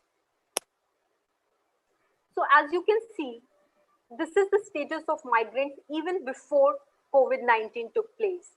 So 15% of the total population are those who have left alone, leaving their parents or the disabled people back at home, and whereas 52% of the individuals have left with their families in search of more better opportunities. Excuse me, Dr. Rukmini, sorry to intervene. I think we can't see your PPT. Oh, is it? Yeah, I think you haven't clicked on the PPT, that file. No, Could you try once again? Yeah, sure. I would like to do that. But in my case, it is showing you are screen sharing. Yeah, and then you have to select a file, the particular file which you want to open. I have done so, but let me try once again. Yeah, please. Thank you for interruption. Otherwise, I was under assumption. No problem. No problem. No problem. Is it getting shared now? Yeah, it is. It is. Okay. So may I know which slide can you see? Like, is it about we can see the fourth slide, status of migration, okay. outflow and inflow. Yeah, thank you so much. Thank you. Yeah. So the status of migration, whether the outflow migration or the inflow, when I say inflow, it means the intra-district things within the state. So we can say even prior to pandemic, there are 6 districts which belong to the hilly region of the state which have seen massive out-migration. These are Almora, Pauri Garhwal, Tirhi Garhwal, Bageshwar, Chamoli and Rudraprayag. And the districts which have seen in-migration during this pandemic, again, Pauri Garhwal, Almora, Udham Singh Nagar, Uttarkashi, Tehri Garhwal and Champawat are the districts which have seen massive in-migration or reverse migration. And point to be noted is that out of these 6 districts, 5 districts belong to the hill region. Only Udham Singh Nagar is one of the districts which belongs to the plain region. And just a second. The pace of out-migration in these districts is such that most of the villages are left with a population in double digits only. You can see here is this block-wise reverse migrants that they have returned back to their homes. The maximum inflow during this pandemic is in the districts, is in the blocks which falls among the districts of Pauri Garhwal, Almora, Champawat and Udham Singh Nagar, where maximum inflow has come up. So the major argument that we are trying to put forward in this paper is that more than the size of a state and access to resources, it is the quality of governance and administration and the leadership's vision that determines whether a particular state will perform better and will be able to contain this migration process or not. How and why do we argue this? We argue this because the analysis of various reports of Uttarakhand state, the census data and the data collected through the telephonic survey and the participants' observation and interaction and with the help of the technology, especially the Google Forms that we have these days, we have conducted a survey where we have found that, so in terms of when we try to analyze this whole pattern of reverse migration during this pandemic, either in terms of age, gender, economic opportunities, or the class division, we found that if the first is the class classification on the basis of class. So if we look at the income group, the study shows that most of the reverse migrants belong to the lower income group, having private jobs in cities or towns in other parts of the country, and most of them have lost their jobs and do not have much savings to sustain for longer times in cities. Therefore, despite not having much of the land or pakka houses, they have decided to come back to their native villages. Even few of the respondents have responded that one of the major precautions which is asked during this pandemic is to maintain social distancing to prevent oneself from the COVID-19. But this was not possible to maintain in the small rooms back in cities. Therefore, they have decided to come back, even when they do not have access to the fully furnished kind of homes back in their villages, but they have still thought of coming back to the villages.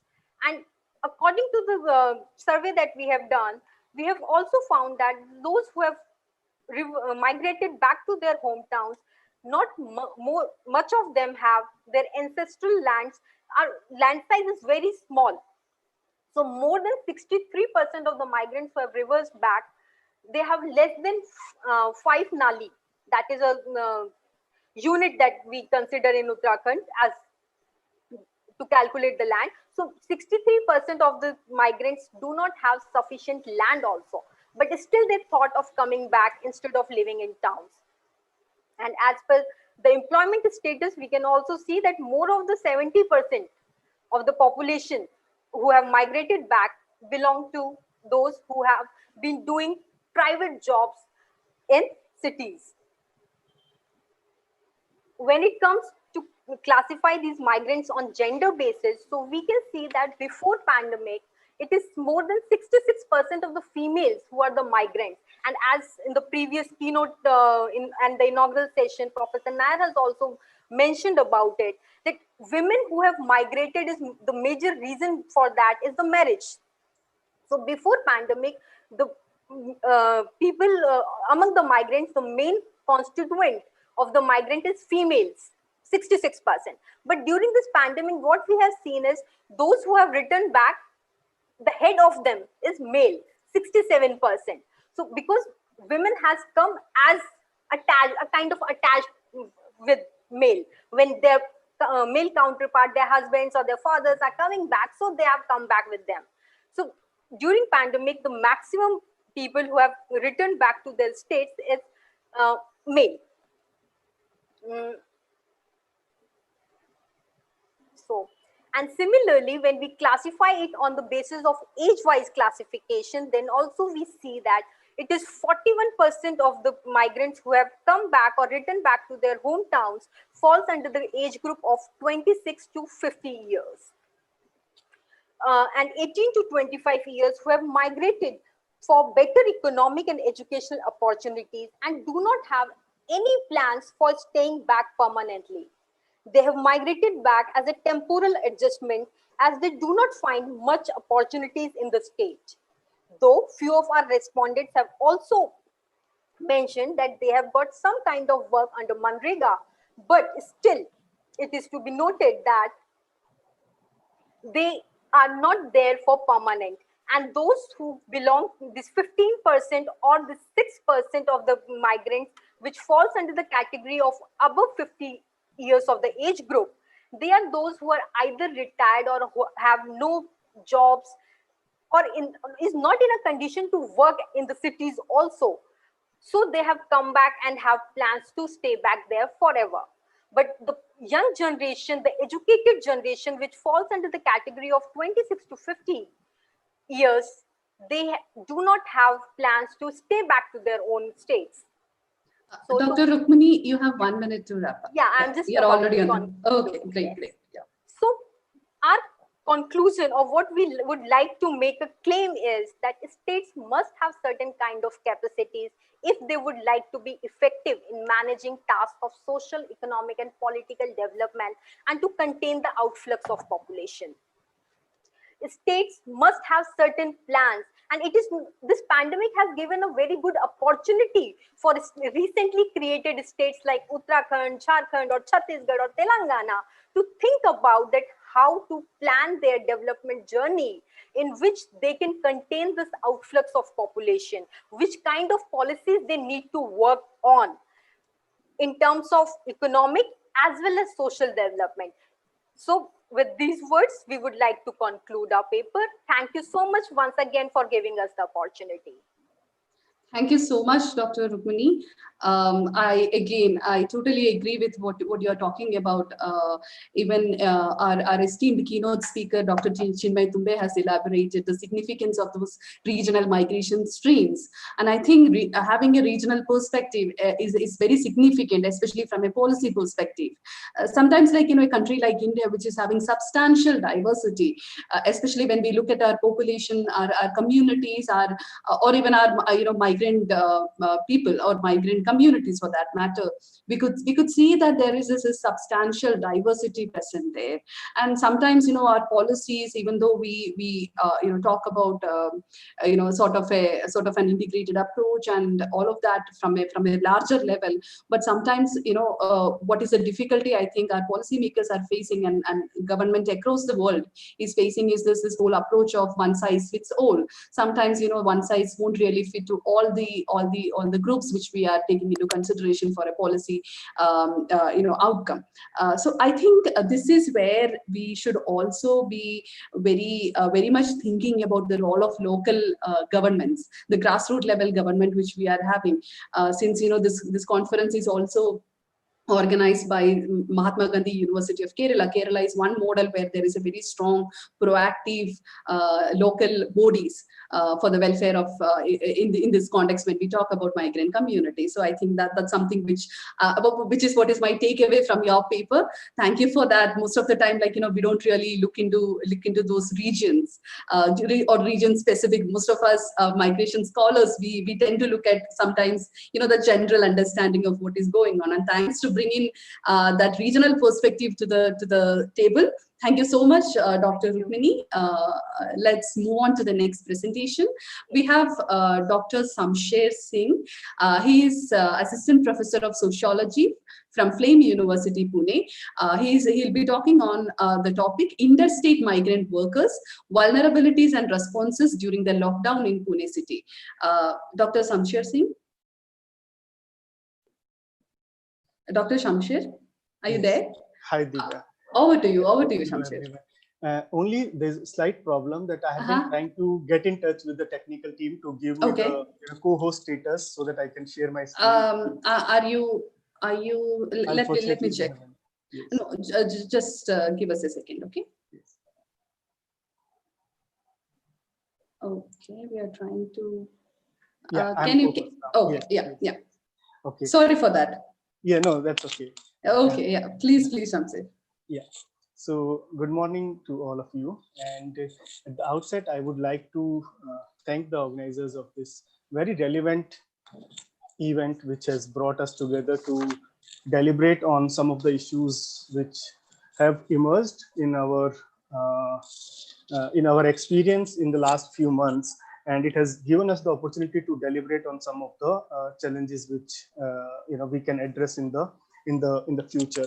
So as Professor Divya mentioned, that my presentation today will focus on the experiences of the migrant workers, which were in the city of Pune, and I would basically not go too much into what happened in terms of timeline, etc., since Professor Tumbe has already refreshed our memory with regards to what unfolded in different phases and how these people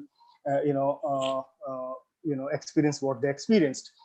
So I'm going to skip the timeline, which I'm sure is quite fresh in our memories.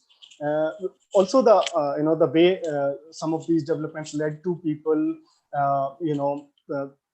hitting the road without any proper arrangement, without enough food, without enough savings, and with their loved ones and family members, they had to take long journeys on foot under extreme conditions of heat, hunger, exertion. A lot of them, hundreds, couple of hundreds were of them died on the road or on the railway tracks. They also met it with extreme kind of brutalities and an extreme form of social antagonism, administrative apathy, etc. Like some of the reports suggest, some of the report pointed out that when they entered city, the groups of migrant workers were sprayed with pesticides. They were put in quarantine homes and buildings without having any adequate facilities or hygiene provisions. So to come back to this particular study, I would like to just point out the kind of interventions which we have all experienced and saw during the crisis, and especially this particular work is an outcome of one of such interventions which was initiated in the city of Pune. A lot of us are familiar that a lot of NGOs, mass organizations, trade unions, and civil society organizations were involved in providing people, whatever resources they had with them. So starting from prepared food or dry ration. Some people also try to help the migrant workers with cash and with other helps.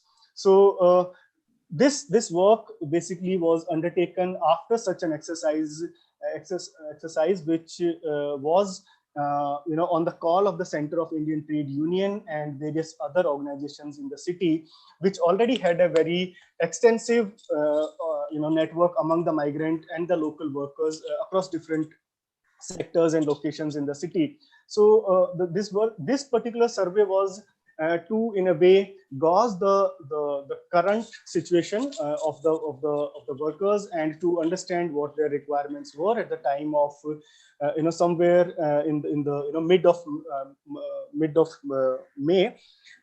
Almost 50 volunteers from different backgrounds, from trade union to mass organization activists to organizers to professionals, in a way pitched in and helped us to collect some of these responses, which I'll be sharing with all of you. So I would also like to thank and acknowledge their contribution in this research.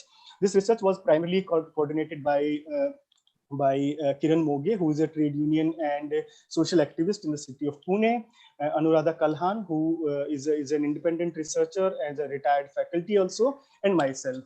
So just to point out at the outset that the survey which was conducted covered almost 589 workers, but given the situation, not all the workers were able to respond to all the questions which we asked because of in the situation when we called them, they were in, etc.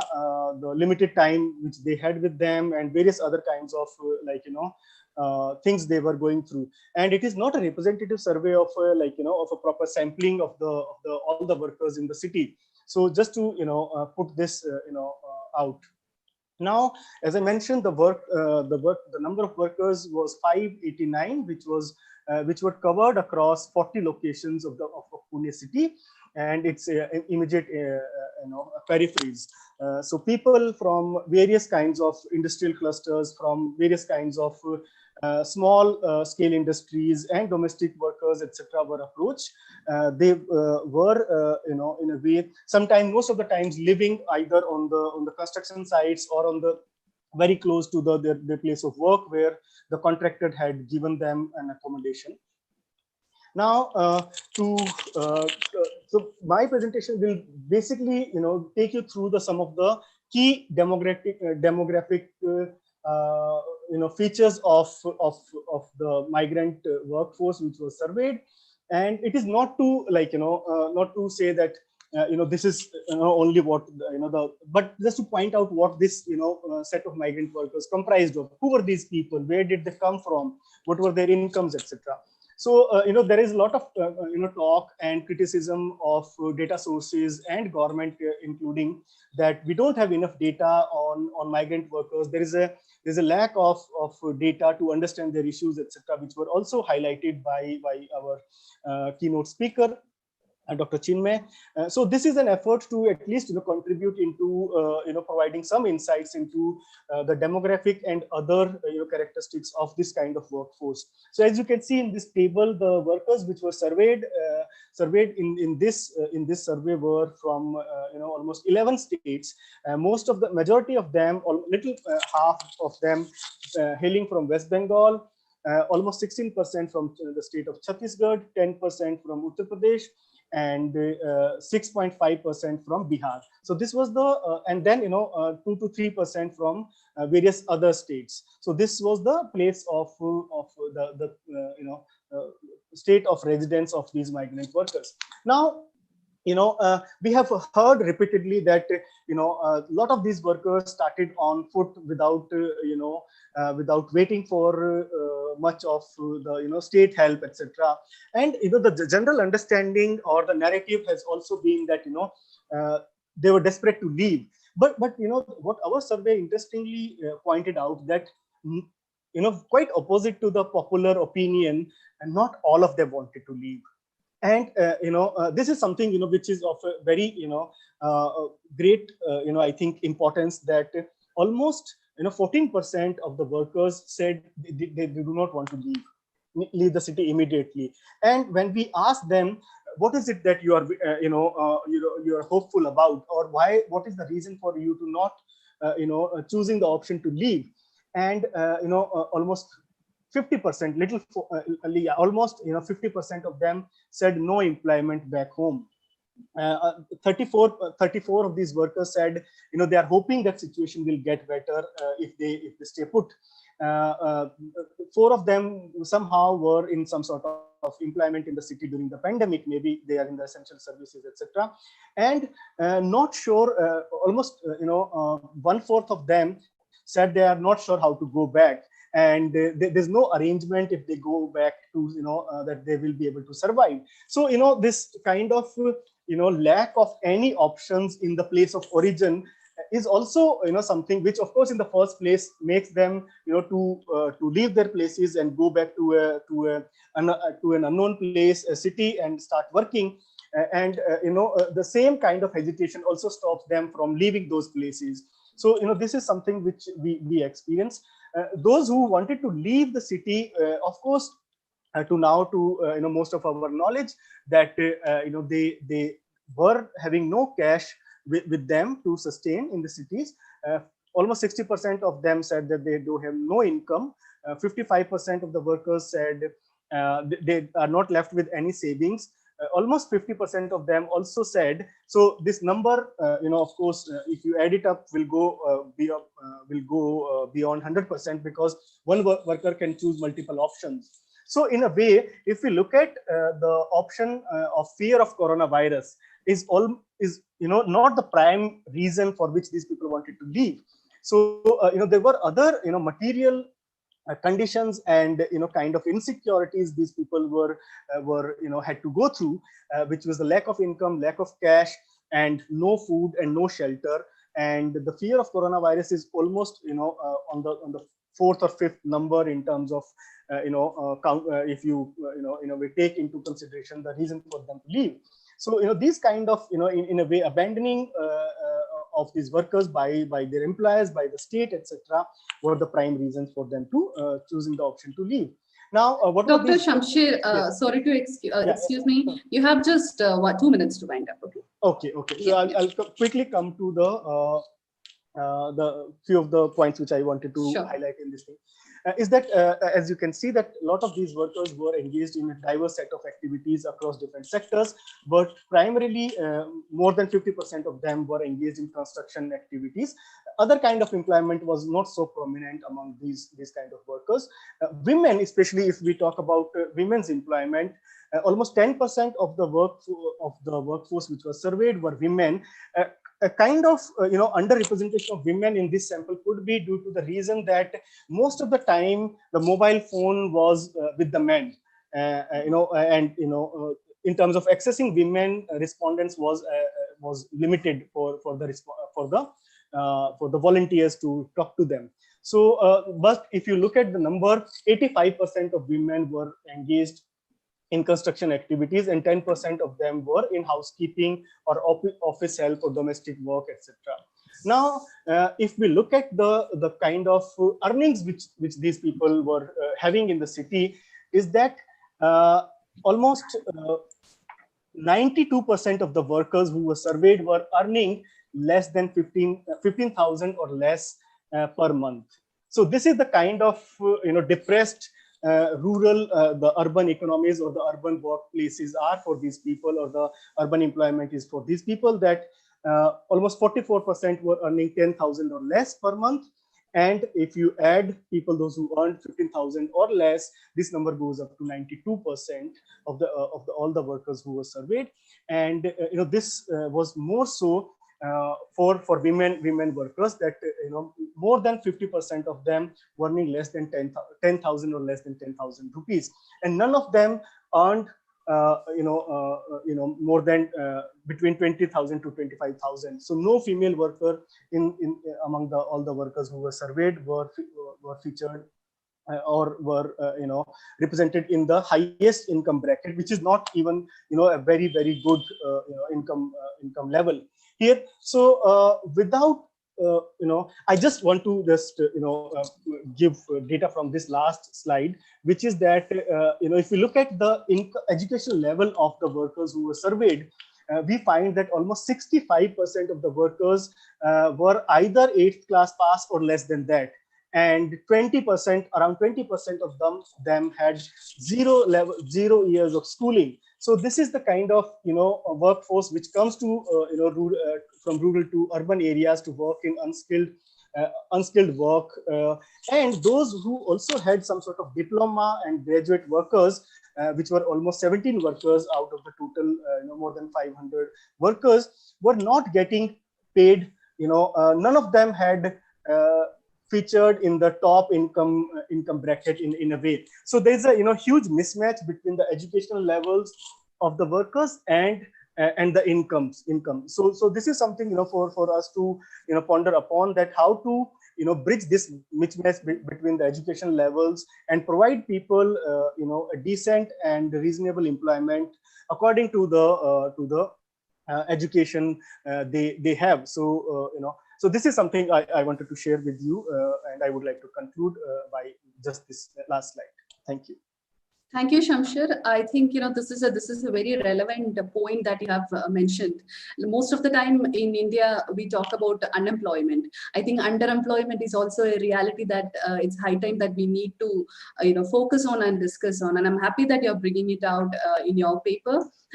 Something which I was thinking, since I'm also based in Pune for some time now. The construction, metro construction it's happening. I think the work is still on. I don't know, but I'm assuming the construction is its own. So maybe a follow-up research that you could also do is about those who have gone to their villages, whether they have come back, and if they have come back, then how many women construction workers have come back. I think that would be a real great insight for us to understand.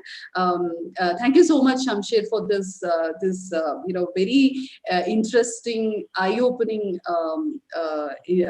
presentation. We'll get back to you to this discussion at the end of the session, when we have the question and answer session. I think we should have more dialogue on all of this. Thank you so much. Moving on to our next presentation, we have again a collaborative paper here by Ashik Bonhoeffer and Marilyn Racy. Both of them are assistant professors at Madras Christian College, Chennai, and Ashik is going to present the paper today. Topic is Perils of Reverse Migration, Impact of COVID-19 on the Guest Workers in Chennai. Over to you, Ashik. Thank you. Hope I'm audible. Yes, you are. Thank you so much. At the outset, I would like to thank the organizers for giving us, Dr. Marlin and I, an opportunity to present our views on the topic that disturbed the entire nation since March 2020. To begin our study, we would like to put forward some cases on the challenges faced by migrants. 20 migrant laborers working in Maharashtra took a long march to their homes in Madhya Pradesh.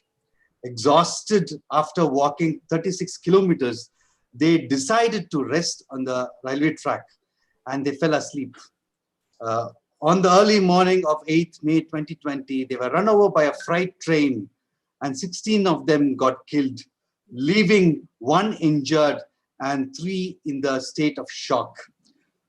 This is one example of the perils faced by migrants or guest workers who had to get back to their homes as they did not have avenues in the place where they were working. This incident and also scores of episodes that went without any mention in the media, talks about the way we treat people who come to work in our places and neighborhoods so that we can lead a happy and luxurious lives. In Sanskrit, there's a beautiful word called aditi, which means guest. In ancient Indian tradition, there was a saying which reads Matrudeva Bhava, Pitrudeva Bhava, Acharya Deva Bhava, and Aditi Deva Bhava, which literally translated means your mother is like God, your father is like God, your teacher is like God, your guest is like God. While Tantriya Upanishads advocates treatment of guest workers with honor and respect, the present day reality is pathetic. I'll skip the Indian scenario. The previous speakers have spoken quite a lot about it. Let me go into the Chennai situation straight, given the paucity of time. Looking at the guest workers in Chennai, there's a Tamil saying which says, Vandare Varavaikum Tamilagam. It's a popular saying about welcoming approach of Tamils towards migrants.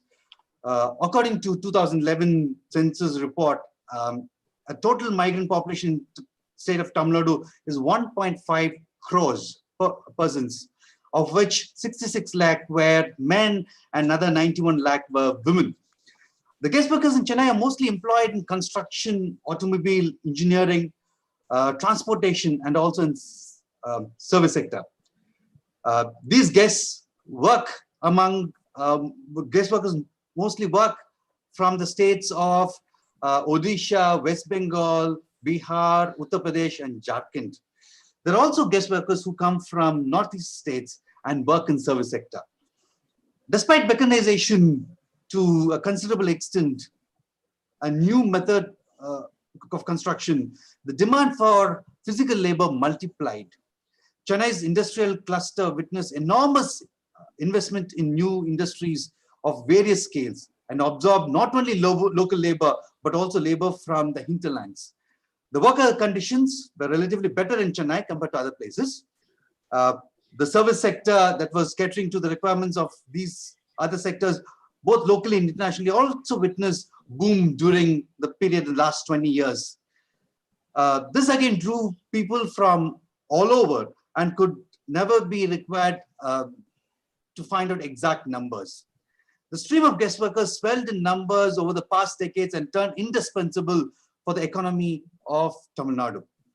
The migrant workers who had a regular income and work, and they were able to support their families effortlessly since their migration in Chennai. Having said that, the laborers were accommodated in labor camps, in workplace, and also in other locations where the living conditions were poor. Cramped spaces with no proper toilet facilities, outdoor cooking was a norm.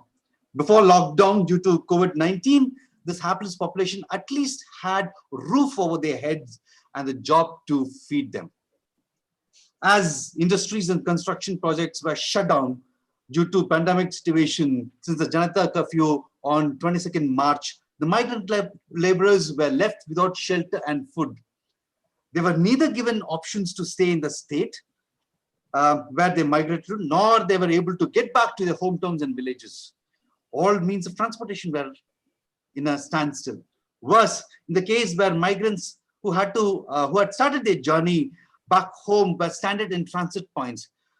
Case in point being the migrant workers who boarded the Alappuzha-Bokaro Express, but were not allowed to go beyond Chennai, being forced to stay away from their hometowns without access to food, shelter, and employment. Thousands of migrants decided to take the long journey back home using only means that are available to him by foot and bicycles. Many of them traveled hundreds of kilometers, some even longer. Many of them made it to home. However, considerable number lost their lives in hunger, accidents, illness on their way home. Unlike Kerala model, wherein the guest workers were lodged in night shelters, Tamil Nadu did not have a model of its own. Neither did it adopt a model that helped in solving the issues of migrants. The Tamil Nadu government, on realizing the scale of people who landed within the borders and knowing that these people will not be able to proceed for some time, had to seek support of various education institutions and NGOs to house all the guest workers. Adding to the woes of the migrants who landed in Chennai and also other places, the guest workers who were working in Chennai were also caught in a catch-22 situation. The construction, automobile engineering industries were suddenly shut down without any work, nor did any alternate solution were offered to these people. The fear of death due to hunger led most of them to take up this daunting journey from Chennai back to their hometowns and villages. Those who were successful in crossing Tamil Nadu border were caught in Andhra or in Telangana. Some of them were able to proceed if they were not able to, if they were not caught. Those who were caught in the bordering areas were lodged along with other migrants in various shelters and were only allowed to proceed once the lockdown was removed in pockets after May 2020. All of us witnessed this challenge they faced in forms of media. Hence, I will not go into detail and would like to end my speech with some inputs on where government failed to address the concern of the people, especially the guest workers. Labor law comes under the concurrent list in the Constitution of India in 1950, which both the central and state governments can make laws relating to migrant workers. Big challenges, most of the laws relates to formal sectors, informal sectors becomes the last priority of government. Every state has its own model to follow and there is no uniformity. Dr. Chinmay this morning did talk about one ration card. My worry is how many migrants will be allowed to use these documents to get provisions, right? When they land in Chennai, the owners, they get all the documents to them. And these people, they're not given any documents. The food supply is given by the owners. These people will have to use their salaries to get provisions from where the owners say you have there to get the provisions from. Hence, well, this kind of disasters come. What will happen is that year on again we will be caught up in a crisis, and this is all because we do not have a proper uniform laws. We talk so much about statistics on the migrants. Sadly, until now, we do not have actual numbers. Especially in cities like Chennai, we're only talking about average and abstract numbers and where these people are being put up. But in reality, there is no clear statistics on the number of guest workers.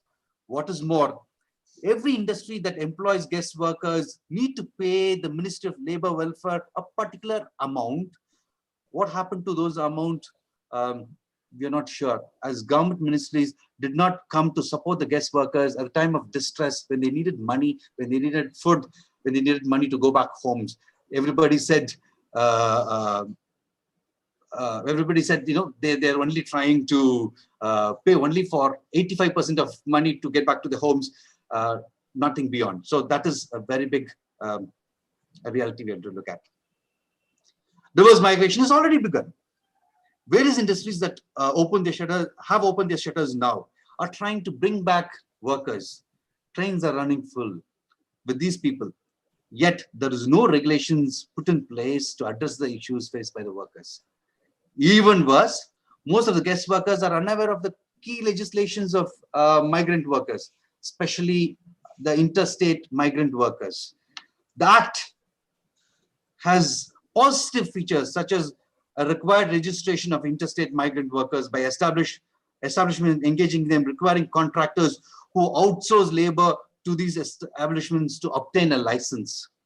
Excuse me, Ashik. Sorry to intervene. You have 1 minute to. Yes, I'm almost finished. Okay, sure. This Act applies to all establishments that has employed 5 or more interstate migrant workers.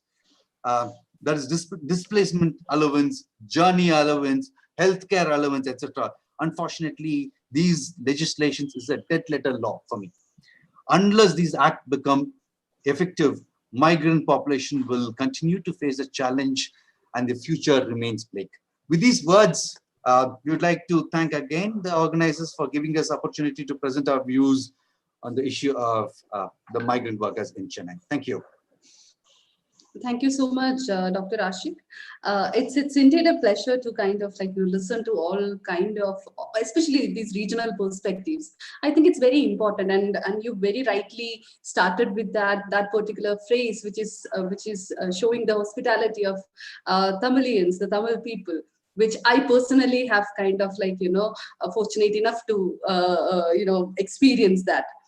I would like to I was thinking that most of the time when we talk about migration, migrant communities, and the hospitality of the destination countries, I was wondering, have things changed as in when we look at the political sociology of these spaces of Tamil Nadu, whether that hospitality has changed because of COVID and migrants and the overarching presence of migrant. Maybe you can answer to this, or you can give your thoughts on this when we discuss at the end of the presentation. But indeed interesting, Dr. Ashik. Let's move on to the next presentation. We have Mohammedan Punken and Dr. Chumba Kumsuk Jamir. They are research scholar, political science, Nagaland University, Nagaland. And Dr. Jamir is assistant professor of economics, Ingli College, Longleng, Nagaland. And the topic which is going to be presented by Mr. Ponken is role of civil society during COVID-19 in Nagaland and analysis. Over to you, Mr. Ponken.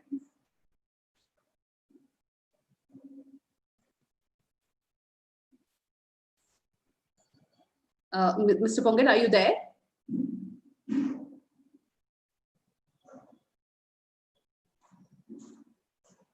Surya, can you please check if Mr. Pongan is here?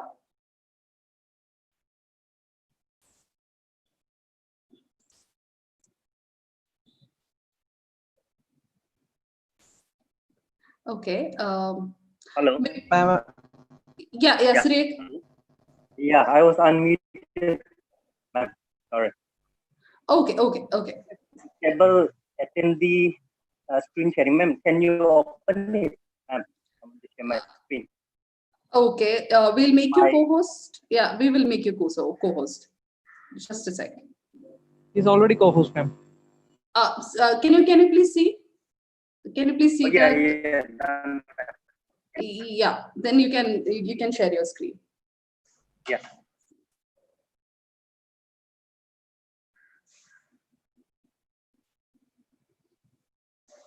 Is it visible? Yeah, we could see. Yeah. Okay. Yeah. Thank you, ma'am. The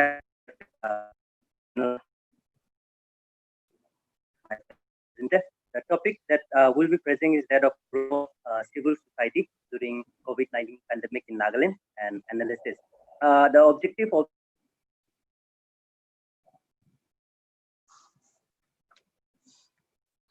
Your voice is breaking a bit.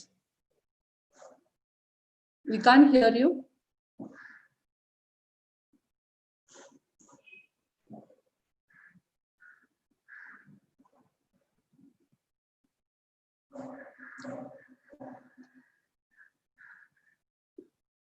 We can't hear you.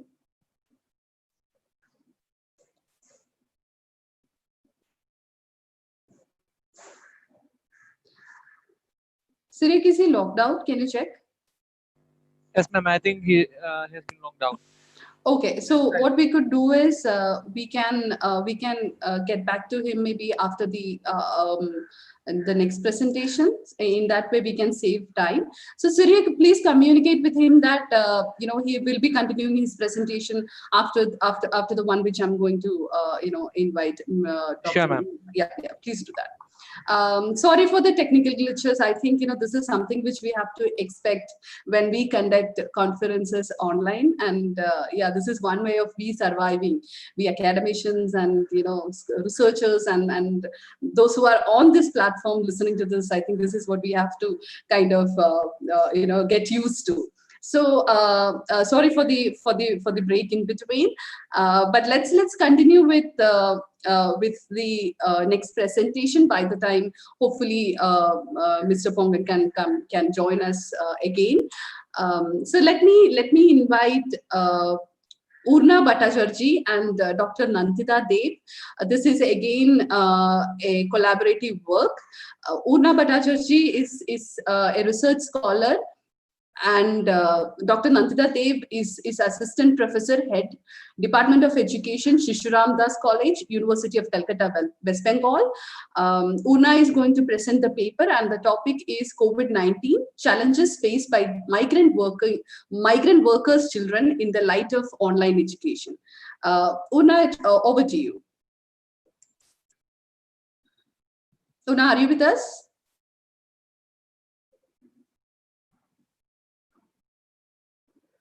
Una, are you with us?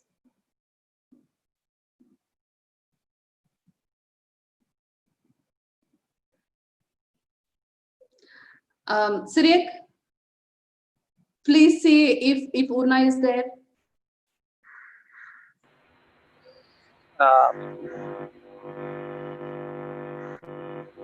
No, ma'am. Okay, Urna is not there, but Pongan has rejoined. Okay. Maybe then we can get back to Pongan. Mr. Pongan, are you able to present right now? Ma'am? Yeah. Hello? Yeah, please. We have a message from Pongan, Mr. Pongan. He is having a network problem, but he is expecting to present next. Okay. But I think he has started. He has started the screen sharing, ma'am. Okay, sure. Let's see how it goes. Yeah, thank you, ma'am, for the time. No problem. This can happen. It's okay. Yes. Yeah, so please. Our paper is role of civil society during COVID-19 pandemic. The objective is to analyze the role of civil society in Nagaland. Methodology is based on primary and secondary source. Primary source was collected through face-to-face interview, observation, and telephonic interview. Respondents were selected based on progressive sampling. The state government, Nagaland is in India, and with the limited resources, were able to tackle the issue of this COVID pandemic to some extent in terms of implementation of lockdown rules, arrangement of quarantine center for returnees, balancing the dilemma of saving life and livelihood, taking social unrest due to the lockdown and all those issues, due to the active participation of powerful and influential civil society of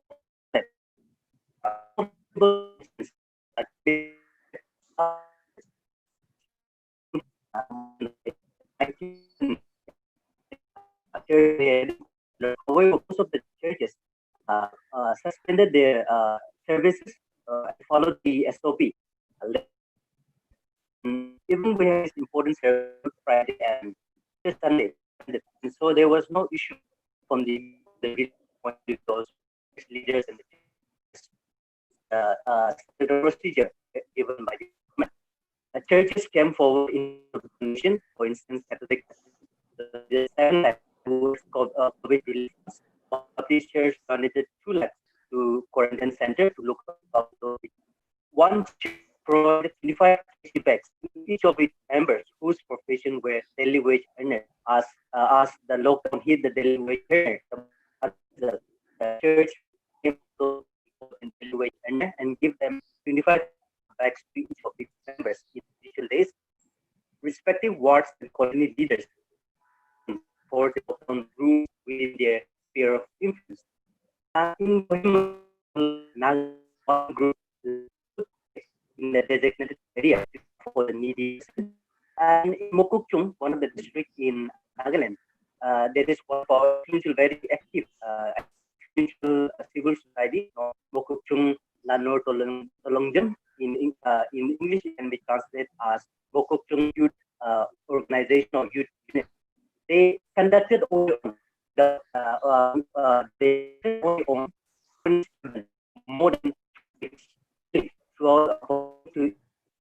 the campaign regarding using sanitization for more than 2 weeks, and still that they have done fundraise and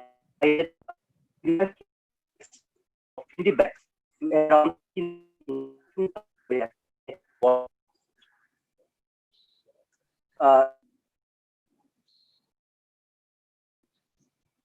I think he has been locked out again. Let's wait for 1 or 2 minutes for him to rejoin. I think that's the only thing we could do, in such a scenario, especially when we are dealing with technology. And unforeseen, just like COVID, as I mentioned, as much as COVID is unforeseen for us, these sort of technicalities and technical difficulties are as well unforeseen. So I think we all have to bear with that. But it's again, something which I would like to point out is, again, looking at like what Pongin was trying to tell us, the role of civil society. I think he's back. Pongin, are you back? Yeah, please can. I mean, your voice is still not very clear.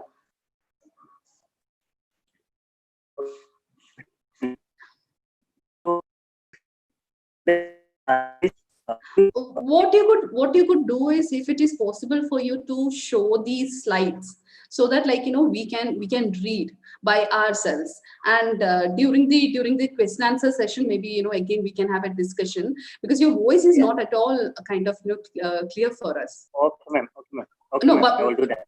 now this is fine. You try to speak. I'll let you know if it is going. Yeah, is it visible, ma'am? It's visible, and you're audible as well. So maybe you can continue, please. The free max, the COVID hospital, they provide relief method, transportation, and so they went and provided medicine, and all were provided for that area, and they preventing black marketing of communities. But he showed that the shop owner and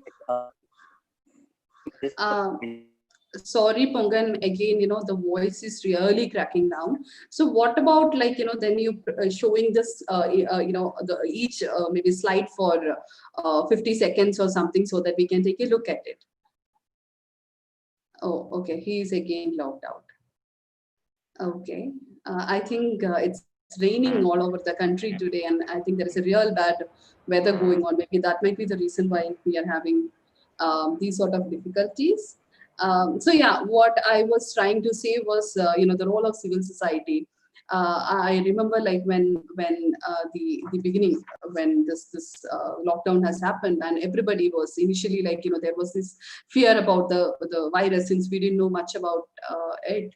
They immediately who came to the help of especially these vulnerable communities and marginalized communities are civil society organizations. So I think it's really important for us to discuss about the role of civil society organizations, NGOs, advocacy groups, especially when we look at migration and migrants in the context of COVID.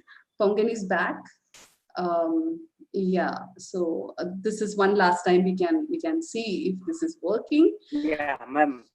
Or no worries. Otherwise, what we could do is you can also share your PPT with us, so that if you don't mind, we can share it with all our participants.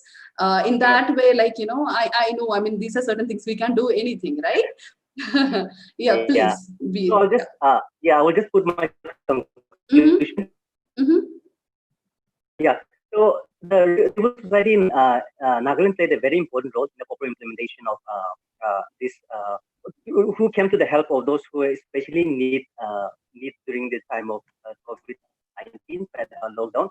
Especially, we can take the case of Uttar Pradesh, where Sonu Sood, a civilian, with the help of well-wishers, were able to send migrants in trains and buses, whereas the political leaders in the opposition were fighting over how many buses, and as a result, none of the buses were sent. So this shows the efficiency through which the civil society works. However, it is also essential that civil society should not get involved in political party politics, and should not be used as a tool for any agency for their benefit, which we have seen in America also, where Black Lives Matters, it's becoming a political tool for some party, and it has divided the society rather than united. So civil society needs to try to continuously work to maintain its credibility among the public, so that it will get logistic and financial help from the public, so that it will enable them to work without any pressure for the good cause or for the benefit of the weaker section of the society. This is some of the work done by the food package left at the designated area in Kohima, and the money donated by towards the government.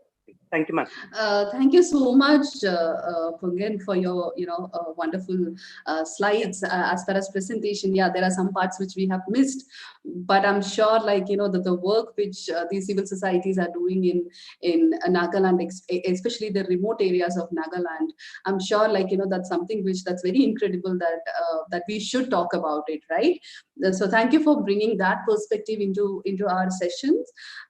Also, we got a message from our next speaker, who's also the last speaker of this session, that she's also facing some technical difficulties and she's not able to join in at this point of time. So what we could do is we can go ahead with the question answer session, and once the last speaker, whenever she can join back, we'll get back to her presentation. But let's start with, there is no point of wasting our time, our precious time. So let's start with the question answer session.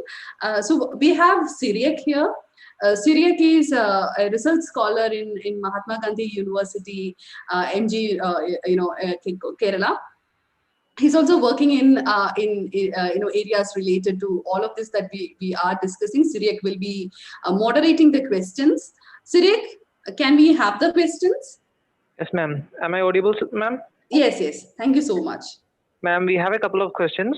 The first question is to the sharer, to Divya Balan. Okay, that's for me. Okay. Please address about domestic workers who were stranded in between as of COVIDium, and their working was overloaded with less remuneration globally, whose incomes major parts directly reaching their homes, in majority divorcee with children. This question is from Thambi Nagarjuna, International Trade Unions. Oh, that's a very, very significant point that we have to discuss.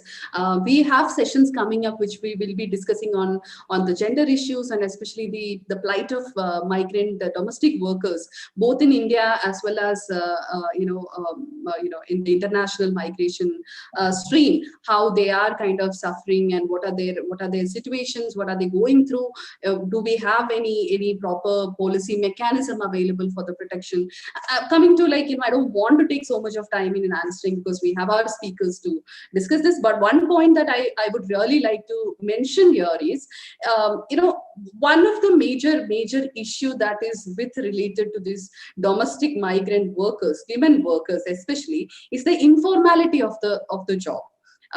We know that, like, whenever we talk about policy making, policy implementation, that mostly, and we are largely discussing about this, and thankfully these discussions are kind of reaching to our policy makers. Now they are trying to formalize some of the informal sector, but again the problem is how much that informality can go with formalizing, especially sections like or sectors like domestic work, because ultimately again you're working in a private space of your employer. So that informality and the very private nature of or the domestic nature of work you're doing, plus the intersectionality of gender experiences associated with it, or the gender related vulnerabilities, intersectionality of vulnerabilities associated with it. I think that's a very relevant point to be noted, and thank you for raising that.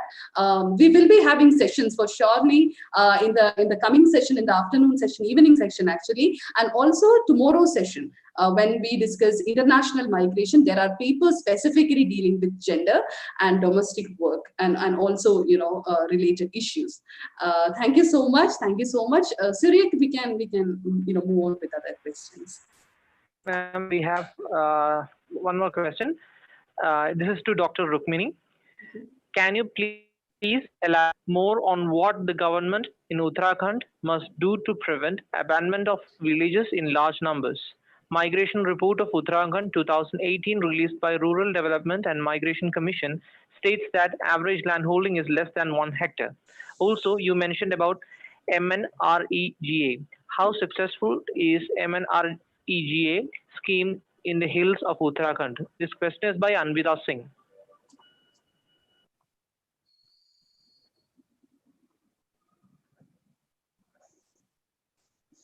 Dr. Rukmini, are you here?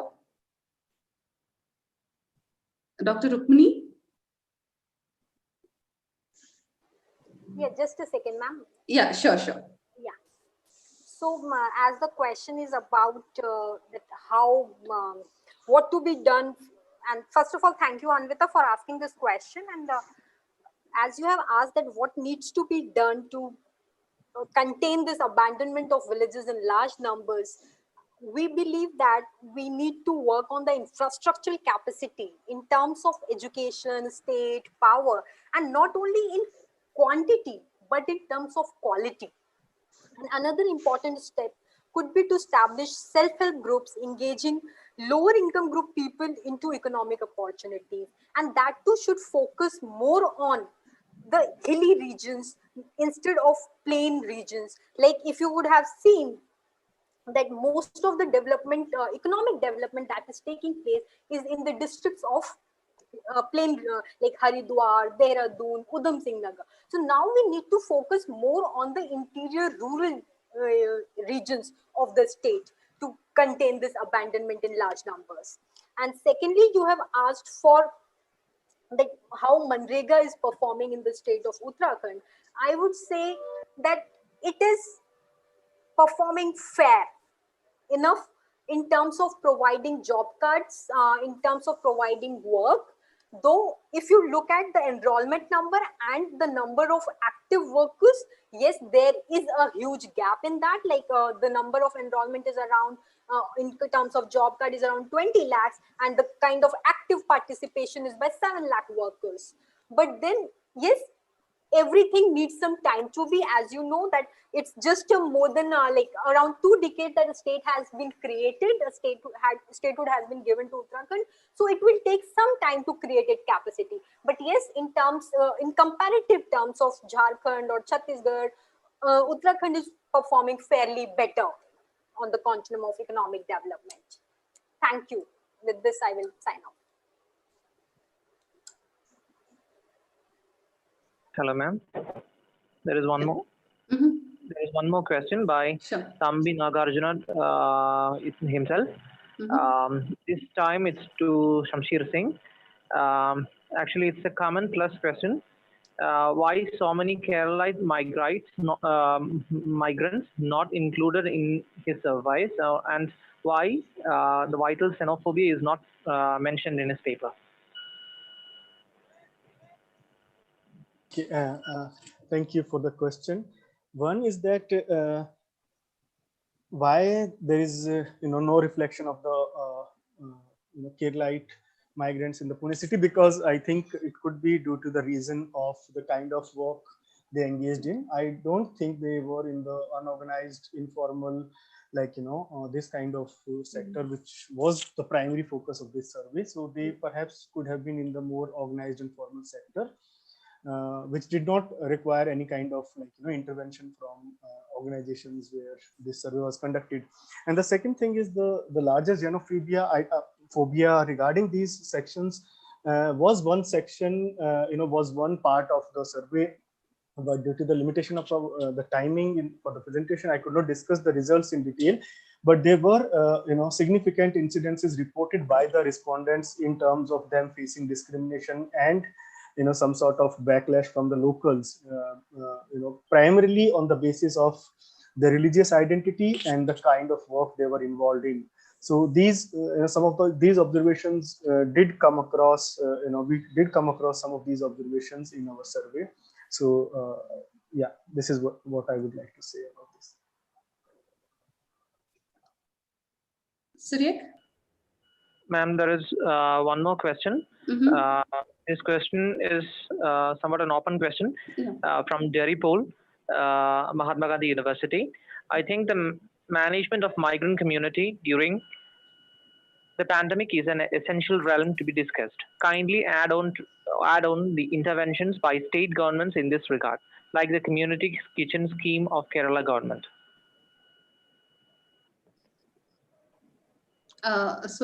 Any speakers who are interested in answering can please go ahead. This is an open question. Rukmini can talk about the situation in Uttarakhand, and maybe Shamsher can talk about any similar provisions that was available or that's still available in Pune maybe. Like I'll explain what this community kitchen scheme the Kerala government has, especially during the peak period of the first period of lockdown. Kerala government has immediately opened up community kitchens where providing free food and necessary kind of facility. I mean, soaps and sanitizers and such things. So, is there anything that the government has done in Uttarakhand or in Pune? Any similar such sort of thing that you have noticed? Rukmini or Shamsher, anyone who wants to can. Dr. Rukmini, would you like to go first?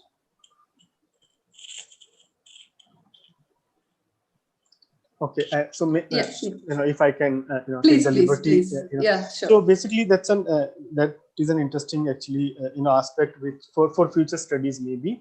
But with regards to our study in the city of Pune, we did not come across anything of this scale, which was observed and noticed and pointed out in the context of Kerala, which of course is an exemplary, I think, intervention, which has got appreciation from not only people across the country but also across the world. So in Pune, we did not come across. In fact, the Pune experience was quite actually shocking and in a way overwhelming. As I while preparing for this presentation, I was having the memories of visiting some of these locations where complete abandonment of these people, complete leaving them on their mercy, on the mercy of of civil society organizations. So in that way, I mean, what I would say is that we did not come across anything of any significant proportion in terms of mitigating these crises when it came to help regarding food security or any kind of subsistence cash transfers in those cases. Dr. Ashik, I was just about to. Please do. Yeah, sure.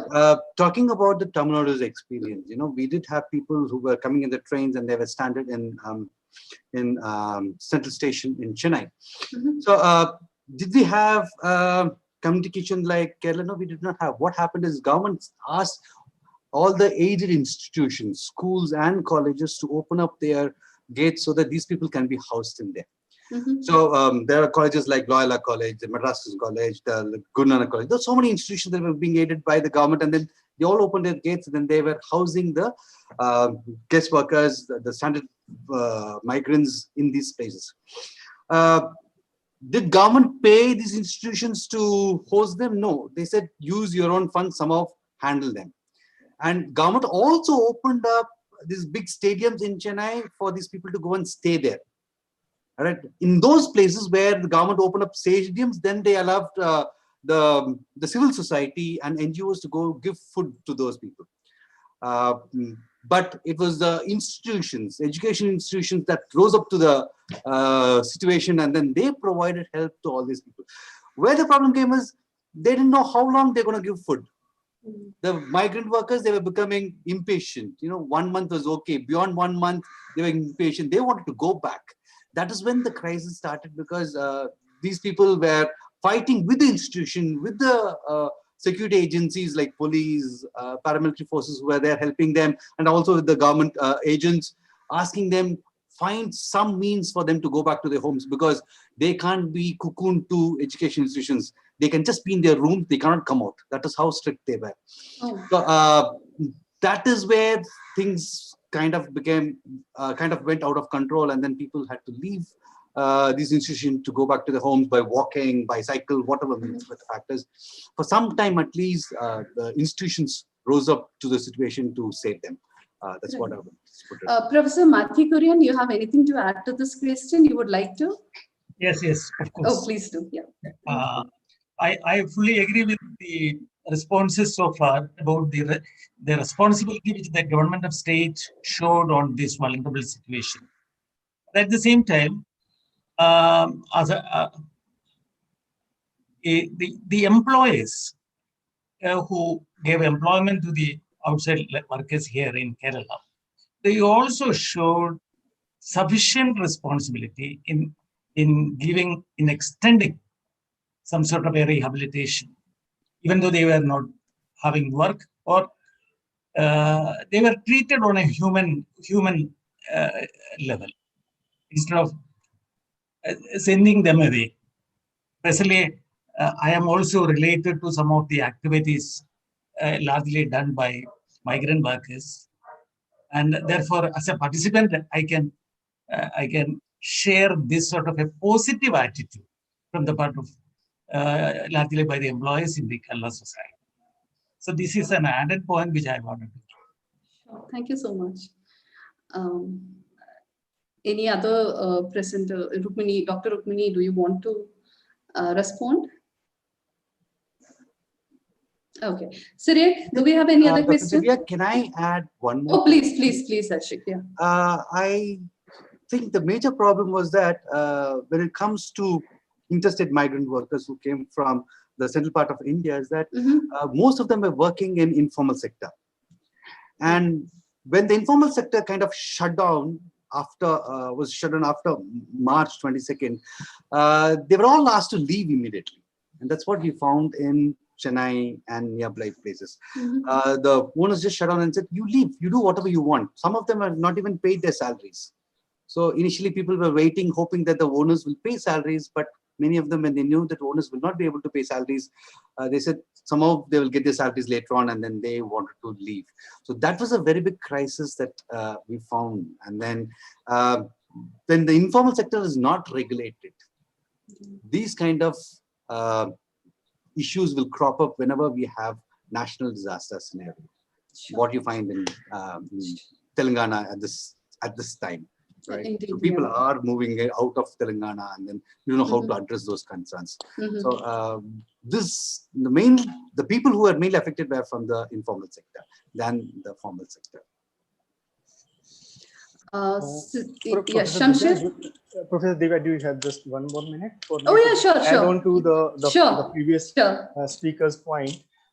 Is that regarding this, pending wages and dues? Is a really important issue, and one of the things which we came across in our survey was that the dues were not pending only for the monthly workers who were employed on monthly basis.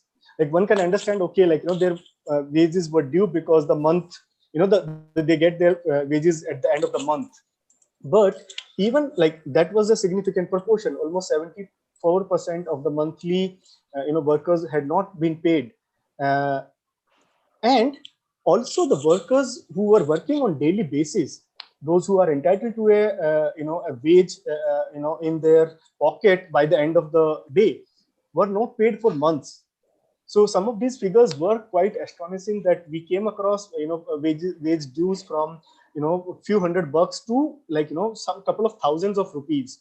So in a way, that's kind of mechanism which puts these sections in a very vulnerable and exploitative position, is that there are no very strong and enforcing mechanisms that wages are paid on timely basis. Is something which we need to look into in future. So the pending dues and their dependability on the employers who were absconding completely or were absent from the scenario was completely like something which we need to explore in the future and need to be responded. Sure. Thank you, Shamsher. Sirik, do we have any other question? Yes, ma'am. We have one more question, and it's to you. Oh, okay. From Rajashekar, Andhra Pradesh. Do anyone have study on Andhra Pradesh and Telangana regarding domestic women and men workers? Please explain. Okay. Before answering that question, let me once again check whether Urna is here. Do we have Urna? What's her full name? Sorry for this. Urna Bhattacharjee here. Sirik, she isn't here, right? Yes, ma'am. No response from her so far. Okay, no problem. Maybe it's still the technical issue that is persisting. Let me answer this and also conclude the session. We are actually well in time, which is a great thing for the very first day, first session. So regarding work on Telangana and Andhra Pradesh, right? Sirik, that was the question, right? Andhra Pradesh and Telangana. Yeah, regarding domestic workers, men and women domestic workers and general workers, laborers, I think, you will find a lot of literature coming in this area in these days. But for the initial, I would say, if you want to kind of have a look at it, one of the best sources would be the newspaper articles and editorials that have come in this area.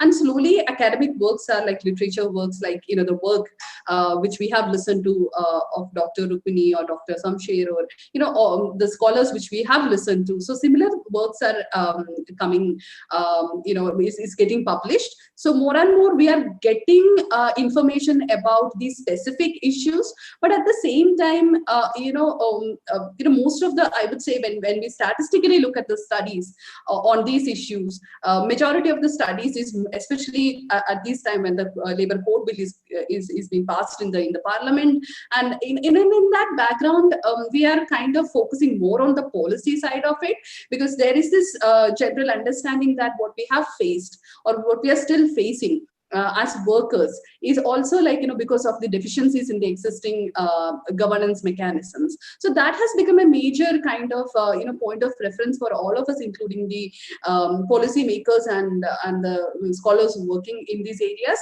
But in that context, we are also writing about all these subsets or subsections, which obviously you will find. So one platform where you can look at is actually one of our collaborative institution, which we are conducting this conference with, Global Forum of Diaspora and Transnationalism, Global Research Forum on Diaspora and Transnationalism, New Delhi. If you go to the website of GRFDT, you will find many relevant papers which are specifically having these sectoral specific papers on some of the issues which we have discussed. So that's one source, I would say. Second source maybe newspaper articles and especially lengthy articles on these issues. But materials are coming really in an impressive I would say size, which is a great thing that will help policy makers to have better policies for us. So saying that, is there anything I could see something? Oh, I think it's all just comments. Okay, so let's conclude this session before concluding, I think what is the greatest takeaway for me personally by chairing this session is a couple of points which I wanted to stress at this concluding remark. So one is, that the nature of distress or all of these presentations, the 5 presentations which we have listened to, stress the distress at the sources. And most of the time, we also focus more on the destination, but the distress at sources is still a major issue that has to be dealt with. Then again, something which is very striking was this understanding that how livelihood matters have become even predominant concern than even the fear of getting infected with COVID-19 virus. So that is something which is really kind of an eye opener for me. Because most of the time our narrative is being loaded with COVID-19 pandemic and fear of getting infected and fear of that's kind of an overarching narrative in our lives these days. But when we look at these communities, these migrant communities, these marginalized, vulnerable, and also majority working in informal sectors, what is, I think, more important, more predominant in their narrative is the fear, is rather than getting COVID infected, but then it's the livelihood matters or their day-to-day livelihood matters is what is very significant for them. I think we should especially our policy makers should keep a note of it. Similarly, something which is also striking about when listening to these region-specific papers are, how important is this diverse geographical perspectives that can offer to policy making, and a related point which I have, I wanted to stress is the role of local communities or local governance mechanisms. In India, we have Panchayat Raj systems, so similar local interventions, and not just the local government interventions, but also civil society, advocacy group interventions, and even interventions of we as individuals. That is, I think, very, very, very, very important. Not only to provide relief measures to or immediate relief to these communities, but also I think we should play a major role in policy formulation. We should act as a pressure group of a sort. I think that is also the need of the hour. We have discussed, we have mentioned multiple times about the lack of data, which we are, again, something which we are facing at this point. I think equally important is not just the data, but also field-based studies. I think that's very, very relevant, and whoever is working, and I'm sure whoever is listening to this session is mostly working in the area of migration or diaspora or issues related to these themes, larger themes. I think what is very important or something which we can take away from this session is the significance and need of field-based studies, so that the insights which a field-based study can provide to policy makers or policy formulation is something which is unmatchable, is what I believe in. So that is a great takeaway for me again from this session. Also, 2 points which I would like to also maybe kind of stress is how we deal with mental health issue during these times of COVID.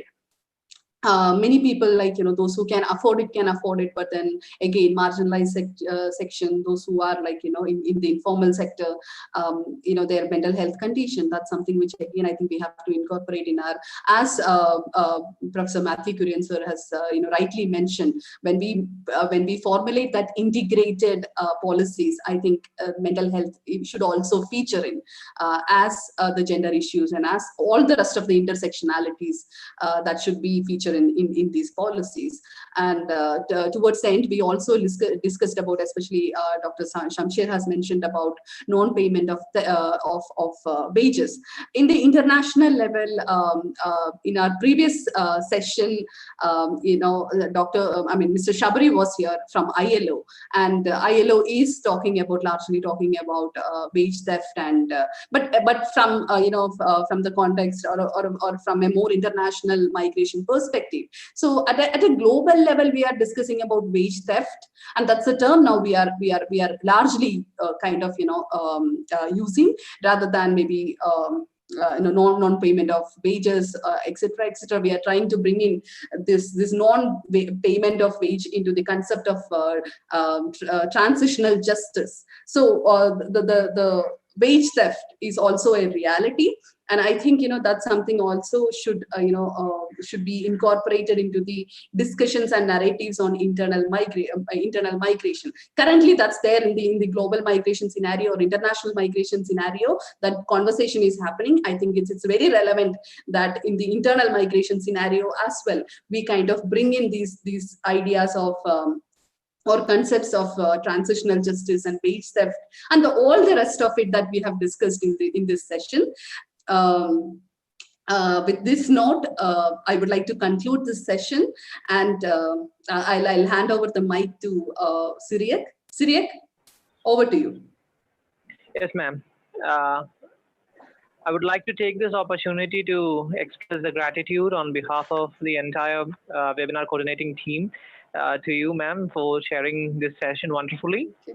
And I also thank all senders for their valuable ideas and papers, etc. And I extend the gratitude to all the attendees who have attended the seminar, this webinar, and thank you. And we will be dispersing the session now, and we will resume the session at 4 o'clock. Just one more Thank thing you, to Divya. Very well done.